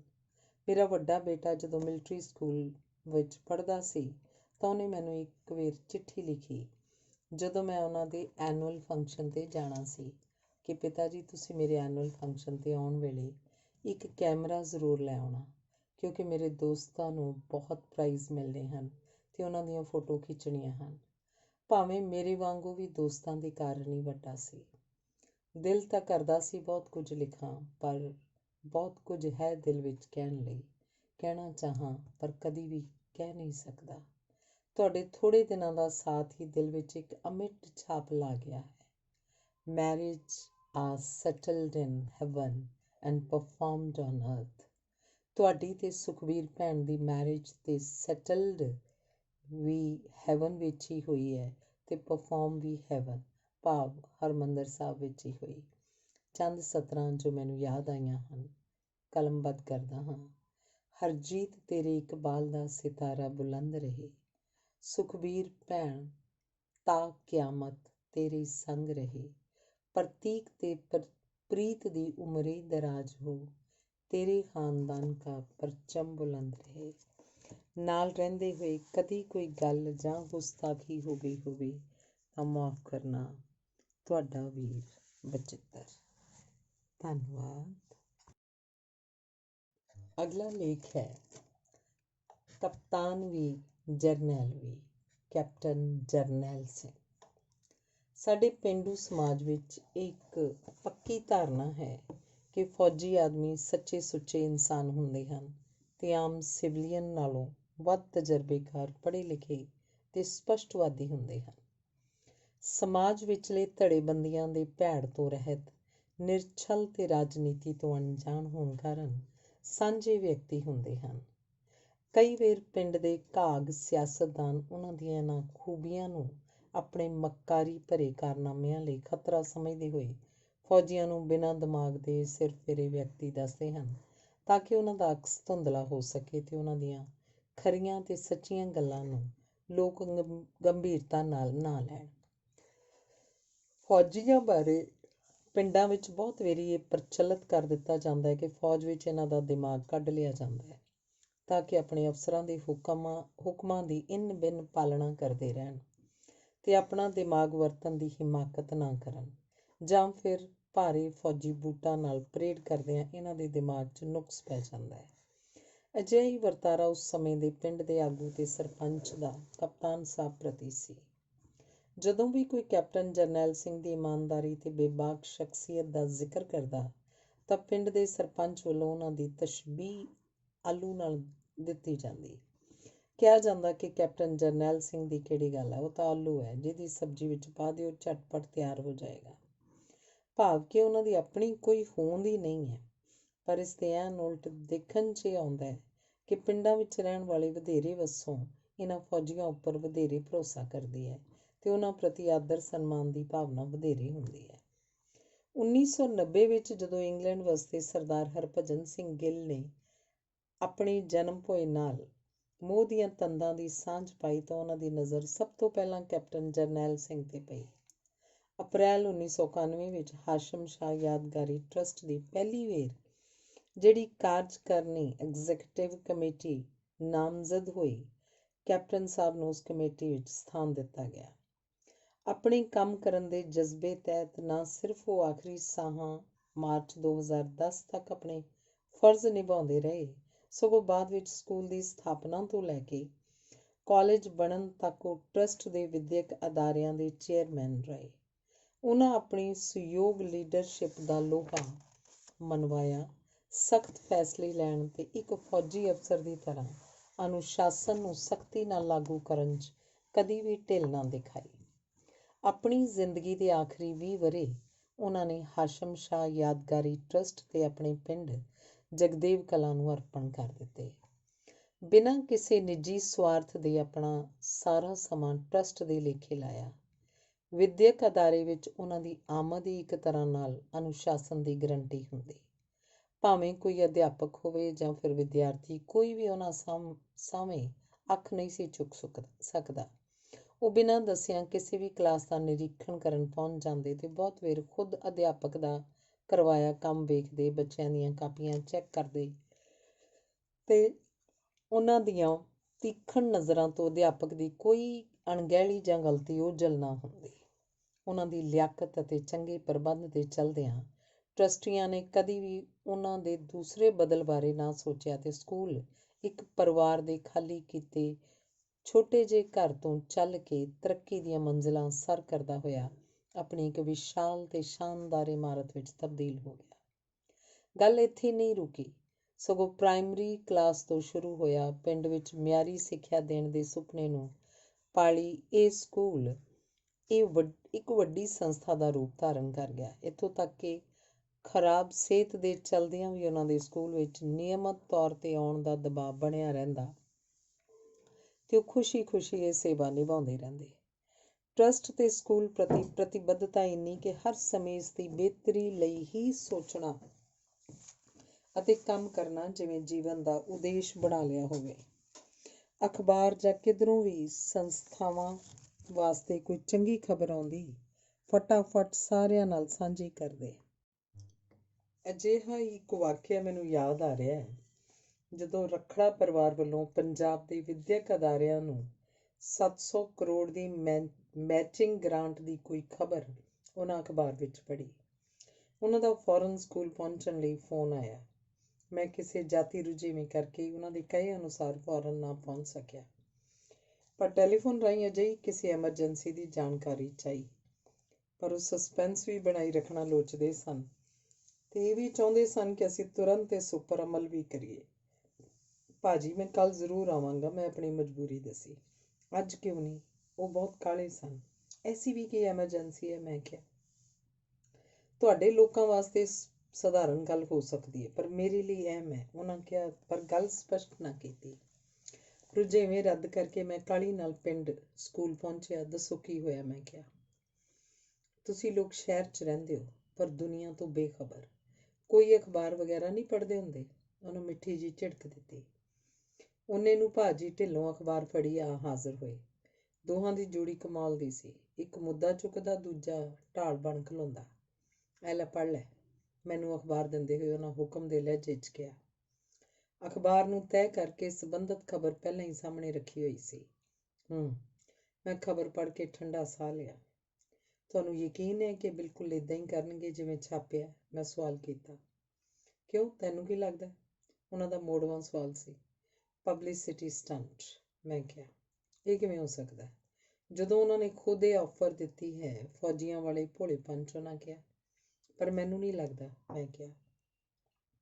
ਕੁਝ ਵੀ ਹੋਵੇ, ਅਸੀਂ ਮਿਲਣਾ ਜ਼ਰੂਰ ਆ। ਸਾਡੇ ਤੋਂ ਵਧੀਆ ਕੰਮ ਸਾਰੇ ਪੰਜਾਬ 'ਚ ਨਹੀਂ ਮਿਲਣਾ ਉਹਨਾਂ ਨੂੰ। ਠੀਕ ਹੈ, ਕੋਸ਼ਿਸ਼ ਕਰਨ 'ਚ ਕੀ ਹਰਜ਼ ਹੈ। ਫਿਰ ਸਾਧ ਸੰਪਰਕ ਕਿਸੇ ਤਰ੍ਹਾਂ, ਉਹਨਾਂ ਅਗਲਾ ਹੁਕਮ ਚਾੜ ਦਿੱਤਾ। ਮੇਰਾ ਤਾਂ ਕੋਈ ਸਿੱਧਾ ਰਾਬਤਾ ਨਹੀਂ, ਮੈਂ ਸੋਚ ਕੇ ਉੱਤਰ ਦਿੱਤਾ। ਸੈਕਟਰੀ ਤੂੰ ਏ ਤੇ ਰਾਬਤਾ ਕਿਸੇ ਹੋਰ ਨੇ ਕਰਨਾ? ਉਹ ਥੋੜ੍ਹਾ ਛਿੱਥੇ ਪੈ ਗਏ ਸਨ। ਕੋਈ ਨਹੀਂ ਬਾਬਾ, ਕੁਝ ਕਰਦੇ ਹਾਂ, ਲਾਉਂਦੇ ਹਾਂ ਕੋਈ ਜੁਗਾੜ। ਮੈਨੂੰ ਨਹੀਂ ਪਤਾ, ਕੁਝ ਵੀ ਕਰ। ਉਂਝ ਤੁਸੀਂ ਲੋਕ ਦੁਨੀਆ ਘੁੰਮਦੇ ਹੋ, ਕੰਮ ਵੇਲੇ ਬਹਾਨੇ। ਉਹ ਅਜੇ ਵੀ ਨੋਰਮਲ ਨਹੀਂ ਸੀ ਹੋਏ। ਜਦੋਂ ਤੱਕ ਅਸੀਂ ਪਟਿਆਲੇ ਜਾ ਕੇ ਸਰਦਾਰ ਸੁਰਜੀਤ ਸਿੰਘ ਰੱਖੜਾ ਨੂੰ ਨਹੀਂ ਮਿਲ ਲਿਆ, ਉਹਨਾਂ ਨਾ ਖੁਦ ਚੈਨ ਕੀਤਾ, ਨਾ ਸਾਨੂੰ ਲੈਣ ਦਿੱਤਾ। ਉਹਨਾਂ ਦੀ ਸ਼ਖਸੀਅਤ ਦਾ ਇੱਕ ਹੋਰ ਪੱਖ ਜਿਹਦਾ ਜ਼ਿਕਰ ਕਰਨਾ ਬਹੁਤ ਜ਼ਰੂਰੀ ਸਮਝਦਾ, ਉਹ ਇਹ ਹੈ ਕਿ ਉਹਨਾਂ ਦਾ ਵਿਵਹਾਰ ਬੱਚਿਆਂ ਨਾਲ ਬੱਚਿਆਂ ਵਾਲਾ, ਅਧਿਆਪਕਾਂ ਨਾਲ ਇੱਕ ਕੁਸ਼ਲ ਪ੍ਰਬੰਧਕ ਵਾਲਾ ਅਤੇ ਬਾਕੀ ਡਾਇਰੈਕਟਰ ਅਤੇ ਅਹੁਦੇਦਾਰਾਂ ਨਾਲ ਉਮਰ ਤੋਂ ਫਰਕ ਤੋਂ ਹਟ ਕੇ ਹਮੇਸ਼ਾ ਦੋਸਤਾਨਾ ਹੁੰਦਾ। ਸਾਡੀਆਂ ਉਮਰਾਂ ਵਿਚਲਾ ਫਾਸਲਾ ਤਾਂ ਪਿਓ ਪੁੱਤਰ ਵਾਲਾ ਸੀ, ਪਰ ਰਿਸ਼ਤਾ ਇੰਨਾ ਦੋਸਤਾਨਾ ਕਿ ਦਿਲ ਦੀ ਹਰ ਗੱਲ ਸਾਂਝੀ ਕਰ ਲਈਦੀ ਸੀ। ਪਿੰਡ ਸੁਧਾਰ ਦੀ ਮੁਹਿੰਮ ਤਹਿਤ ਸਾਨੂੰ ਇੱਕ ਅਜਿਹੀ ਸੰਸਥਾ ਨਾਲ ਜੁੜਨ ਅਤੇ ਇਕੱਠੇ ਕੰਮ ਕਰਨ ਦਾ ਲੰਮਾ ਸਮਾਂ ਮੌਕਾ ਮਿਲਿਆ, ਜਿਹਦੀਆਂ ਮਿੱਠੀਆਂ ਯਾਦਾਂ ਬਾਕੀ ਬਚੀ ਸਾਰੀ ਉਮਰ ਲਈ ਪ੍ਰੇਰਨਾ ਦਾ ਸਰੋਤ ਬਣੀਆਂ ਰਹਿਣਗੀਆਂ। ਬਹੁਤ ਵਾਰੀ ਟਰੱਸਟ ਦੀਆਂ ਲੰਮੀਆਂ ਉਕਤਾ ਦੇਣ ਵਾਲੀਆਂ ਮੀਟਿੰਗਾਂ ਦੌਰਾਨ ਜਦੋਂ ਕਦੀ ਕੈਪਟਨ ਸਾਹਿਬ ਵਜਦ 'ਚ ਹੁੰਦੇ ਤਾਂ ਪ੍ਰੋਫੈਸਰ ਮੋਹਨ ਸਿੰਘ ਦੀ ਕਵਿਤਾ ਅੰਬੀ ਦਾ ਬੂਟਾ ਸੁਣਾਉਂਦੇ, ਜਿਹਦੀ ਸਿਫਾਰਿਸ਼ ਅਸੀਂ ਲੋਕ ਅਕਸਰ ਹੀ ਕਰਦੇ ਰਹਿੰਦੇ। ਕੈਪਟਨ ਸਾਹਿਬ ਦਾ ਛੋਟਾ ਬੇਟਾ ਸਵਿਟਜ਼ਰਲੈਂਡ ਰਹਿੰਦਾ ਹੈ ਅਤੇ ਹਰ 2 ਸਾਲ ਬਾਅਦ ਉਹ ਉੱਥੇ ਦਾ ਚੱਕਰ ਲਾਉਂਦੇ ਅਤੇ ਹਰ ਵਾਰ ਉਹਨਾਂ ਕੋਲ ਉਸ ਖੂਬਸੂਰਤ ਮੁਲਕ ਦੀਆਂ ਖੂਬਸੂਰਤ ਅਤੇ ਦਿਲਚਸਪ ਗੱਲਾਂ ਦਾ ਅਮੁੱਕ ਖਜ਼ਾਨਾ ਹੁੰਦਾ। ਇਸ ਤੋਂ ਸਾਨੂੰ ਸਾਰਿਆਂ ਨੂੰ ਆਪਣੇ ਮੁਲਕ ਅਤੇ ਆਪਣੇ ਚੌਗਿਰਦੇ ਨੂੰ ਹੋਰ ਖੂਬਸੂਰਤ ਬਣਾਉਣ ਦਾ ਉਤਸ਼ਾਹ ਮਿਲਦਾ। ਉਹ ਬਹੁਤ ਵਾਰ ਦੱਸਦੇ ਕਿ ਮੈਂ ਹਰ 2 ਵਰ੍ਹੇ ਬਾਅਦ ਸਵਰਗ ਅਤੇ ਨਰਕ ਦੇ ਦਰਮਿਆਨ ਚੱਕਰ ਲਾ ਲੈਂਦਾ ਹਾਂ। ਕਈ ਵਾਰ ਉਹਨਾਂ ਦੀ ਕਈ ਗੱਲ ਨੂੰ ਕਮੇਟੀ ਵਿੱਚ ਰਸੂਖ ਰੱਖਣ ਵਾਲੇ ਟਾਲਣ ਦੀ ਕੋਸ਼ਿਸ਼ ਕਰਦੇ ਤਾਂ ਕਪਤਾਨ ਸਾਹਿਬ ਨਾਰਾਜ਼ ਹੋ ਜਾਂਦੇ। ਜਦੋਂ ਆਪਣੀ ਨਾਰਾਜ਼ਗੀ ਦਾ ਆਭਾਸ ਕਰਵਾਉਣ ਲਈ ਇੱਕ ਅੱਧ ਦਿਨ ਸਕੂਲ ਤੋਂ ਗੈਰ ਹਾਜ਼ਰ ਹੁੰਦੇ ਤਾਂ ਸਭ ਨੂੰ ਸਕੂਲ ਦੇ ਭਵਿੱਖ ਦੀ ਚਿੰਤਾ ਸਤਾਉਣ ਲੱਗਦੀ। ਦਰਅਸਲ ਉਸ ਸਮੇਂ ਉਹਨਾਂ ਦੀ ਸਕੂਲ ਵਿੱਚ ਹਾਜ਼ਰੀ ਦੀ ਹਰ ਤਰ੍ਹਾਂ ਦੀਆਂ ਸਮੱਸਿਆਵਾਂ ਦਾ ਇੱਕੋ ਇੱਕ ਹੱਲ ਨਜ਼ਰ ਆਉਂਦੀ ਸੀ। ਉਹਨਾਂ ਦੇ ਹੁੰਦਿਆਂ ਅਸੀਂ ਸਾਰੇ ਫਿਕਰਾਂ ਤੋਂ ਨਿਸ਼ਚਿੰਤ ਹੋ ਜਾਂਦੇ। ਉਹਨਾਂ ਦੀ ਗੈਰ ਹਾਜ਼ਰੀ ਸਾਨੂੰ ਯਤੀਮ ਹੋਣ ਦਾ ਅਹਿਸਾਸ ਕਰਾਉਂਦੀ। ਸਕੂਲ ਸਟਾਫ ਭਾਵੇਂ ਉਹਨਾਂ ਦੇ ਅਨੁਸ਼ਾਸਨ ਲਾਗੂ ਕਰਨ ਦੇ ਤਰੀਕਿਆਂ ਤੋਂ ਖੁਸ਼ ਨਹੀਂ ਸੀ ਹੁੰਦਾ, ਪਰ ਉਹਨਾਂ ਦੀ ਗੈਰ ਹਾਜ਼ਰੀ ਸਟਾਫ ਨੂੰ ਵੀ ਰੜਕਦੀ ਤੇ ਉਹ ਵੀ ਸਾਡੇ ਤਰ੍ਹਾਂ ਸਕੂਲ ਦੇ ਭਵਿੱਖ ਬਾਰੇ ਚਿੰਤਾ ਜ਼ਾਹਰ ਕਰਨ ਲੱਗਦੇ। ਬੱਚੇ ਵੱਖ-ਵੱਖ ਆਨੇ ਬਹਾਨੇ ਆਪਣੇ ਅਧਿਆਪਕਾਂ ਪਾਸੋਂ ਕੈਪਟਨ ਸਾਹਿਬ ਦੇ ਨਾਂ ਆਉਣ ਬਾਰੇ ਸਵਾਲ ਪੁੱਛਦੇ। ਗੱਲ ਕੀ ਉਹ ਇਸ ਸੰਸਥਾ ਦੀ ਰੂਹ ਰਵਾਂ ਬਣ ਚੁੱਕੇ ਸਨ। ਉਹਨਾਂ ਤੋਂ ਬਿਨਾਂ ਸਾਨੂੰ ਕੁਝ ਓਪਰਾ ਲੱਗਦਾ, ਸਖਣਾ ਖਾਲੀਪਨ ਜਿਹਾ। ਅਸੀਂ ਸਭ ਉਹਨਾਂ ਨੂੰ ਮਨਾਉਣ ਦਾ ਯਤਨ ਕਰਨ ਲੱਗਦੇ। ਉਹ ਝੂਠ ਮੂਠ ਦਾ ਰੁਸੇਵਾਂ ਕਾਇਮ ਰੱਖਦੇ ਤੇ ਕਹਿੰਦੇ, ਮੈਂ ਹੁਣ ਕਦੇ ਸਕੂਲ ਨਹੀਂ ਜਾਣਾ। ਫਿਰ ਸਾਡੀ ਟੀਮ 'ਚ ਕੋਈ ਨਾ ਕੋਈ ਕਹਿੰਦਾ ਕਿ ਇਹ ਕਿਵੇਂ ਹੋ ਸਕਦਾ, ਅਸੀਂ ਤਾਂ ਤੁਹਾਡਾ ਬੁੱਤ ਸਕੂਲ ਦੀ ਗਰਾਊਂਡ 'ਚ ਲਾਉਣਾ। ਤਾਂ ਹੱਸ ਪੈਂਦੇ, ਕਹਿੰਦੇ ਕਿ ਮੇਰਾ ਜਿਉਂਦੇ ਦਾ ਹੀ ਬੁੱਤ ਲਾ ਕੇ ਸਾਰ ਲਓ। ਅਗਲੀ ਸਵੇਰ ਉਹ ਸਕੂਲ ਦੀ ਪ੍ਰਾਰਥਨਾ ਸਭਾ 'ਚ ਹਾਜ਼ਰ ਹੋ ਕੇ ਬੱਚਿਆਂ ਨੂੰ ਕੋਈ ਨਾ ਕੋਈ ਸੰਦੇਸ਼ ਦੇ ਰਹੇ ਹੁੰਦੇ। ਹਾਸ਼ਮ ਸ਼ਾਹ ਦੀ ਯਾਦ ਵਿੱਚ ਲਾਏ ਜਾਂਦੇ ਮੇਲਿਆਂ 'ਚ ਉਹਨਾਂ ਦਾ ਯੋਗਦਾਨ ਹਮੇਸ਼ਾ ਰਹਿੰਦਾ ਤੇ ਨਾਲ ਦੀ ਨਾਲ ਇੱਕ ਸਿਆਣੇ ਬਜ਼ੁਰਗ ਦੀ ਤਰ੍ਹਾਂ ਤਾੜਨਾ ਹੋਈ ਕਿ ਫਜ਼ੂਲ ਖਰਚੀ ਬਿਲਕੁਲ ਨਾ ਹੋਵੇ। ਸਾਨੂੰ ਸਾਰਾ ਬਜਟ ਪਹਿਲੇ ਤਿਆਰ ਕਰਨਾ ਪੈਂਦਾ। ਫਿਰ ਕਿਸੇ ਦੀ ਕੀ ਮਜਾਲ ਕਿ ਇਸ ਤੋਂ ਇੱਧਰ ਉੱਧਰ ਕੋਈ ਗੱਲ ਹੋਵੇ। ਸਮਾਗਮਾਂ ਵਿੱਚ ਆਏ ਮੰਤਰੀਆਂ ਸੰਤਰੀਆਂ ਨੂੰ ਬੜੀ ਬੇਬਾਕੀ ਨਾਲ ਪਿੰਡ, ਸਕੂਲ ਤੇ ਟਰੱਸਟ ਦੀਆਂ ਲੋੜਾਂ ਬਾਰੇ ਦੱਸਦੇ। ਅਸੀਂ ਜਾਣਦੇ ਹੀ ਹਾਂ ਕਿ ਫੋਕੀ ਸ਼ੋਹਰਤ ਲਈ ਲੀਡਰ ਲੋਕ ਝੂਠੇ ਵਾਅਦੇ ਕਰਨ ਤੇ ਸਬਜ਼ ਬਾਗ ਵਿਖਾਉਣ ਦੇ ਧਨੀ ਹੁੰਦੇ ਹਨ, ਪਰ ਕੈਪਟਨ ਸਾਹਿਬ ਦੀ ਸਪਸ਼ਟ ਤੇ ਖਰੀਆਂ ਸੁਣਾਉਣ ਵਾਲੀ ਆਦਤ ਕਰਕੇ ਸਾਡੇ ਨਾਲ ਝੂਠਾ ਲਾਰਾ ਲਾਉਣ ਵਾਲੇ ਦੀ ਕਲਾਸ ਵੀ ਲੱਗ ਜਾਂਦੀ। ਉਹ ਝਿੜਕ ਦੇਣ, ਗੁੱਸਾ ਕਰਨ, ਫਿਰ ਮਨਾ ਲੈਣ ਤੇ ਪਲੋਸ ਲੈਣ ਦੀ ਕਲਾ 'ਚ ਮੁਹਾਰਤ ਰੱਖਦੇ ਸਨ। ਅਜਿਹੀ ਜੁਰਅਤ ਤੇ ਸਾਫ਼ ਗੋਈ ਕੈਪਟਨ ਜਰਨੈਲ ਸਿੰਘ ਦੀ ਸ਼ਖਸੀਅਤ ਦੇ ਹਿੱਸੇ ਹੀ ਆਈ ਸੀ, ਜਿਸ ਕਰਕੇ ਅਸੀਂ ਉਹਨਾਂ ਨੂੰ ਆਪਣੀ ਟੀਮ ਦਾ ਕਪਤਾਨ ਤਾਂ ਮੰਨਦੇ ਹੀ ਸੀ, ਪਰ ਉਹਨਾਂ ਦੀ ਭੂਮਿਕਾ ਬਹੁਤ ਵੇਰ ਫੌਜੀ ਜਰਨੈਲਾਂ ਵਾਲੀ ਹੁੰਦੀ ਸੀ, ਜੋ ਉਹਨਾਂ ਦੇ ਨਾਂ ਤੇ ਸ਼ਖਸੀਅਤ ਦੇ ਐਨ ਅਨੁਕੂਲ ਸੀ। ਅੱਜ ਭਾਵੇਂ ਉਹ ਜਿਸਮਾਨੀ ਤੌਰ ਤੇ ਸਾਡੇ ਦਰਮਿਆਨ ਨਹੀਂ ਰਹੇ, ਪਰ ਉਹਨਾਂ ਦੇ ਪਿੰਡ, ਸਕੂਲ ਤੇ ਟਰੱਸਟ ਲਈ ਕੀਤੇ ਕੰਮਾਂ ਨੂੰ ਹਮੇਸ਼ਾ ਯਾਦ ਰੱਖਿਆ ਜਾਏਗਾ। ਸਕੂਲ 'ਚ ਲੱਗਾ ਉਹਨਾਂ ਦਾ ਪੋਰਟਰੇਟ ਇਲਾਕਾ ਨਿਵਾਸੀਆਂ ਨੂੰ ਕੈਪਟਨ ਸਾਹਿਬ ਵਰਗਾ ਕੋਈ ਹੋਰ ਜਰਨੈਲ ਪੈਦਾ ਕਰਨ ਦਾ ਸੁਨੇਹਾ ਦਿੰਦਾ ਰਹੇਗਾ। ਧੰਨਵਾਦ।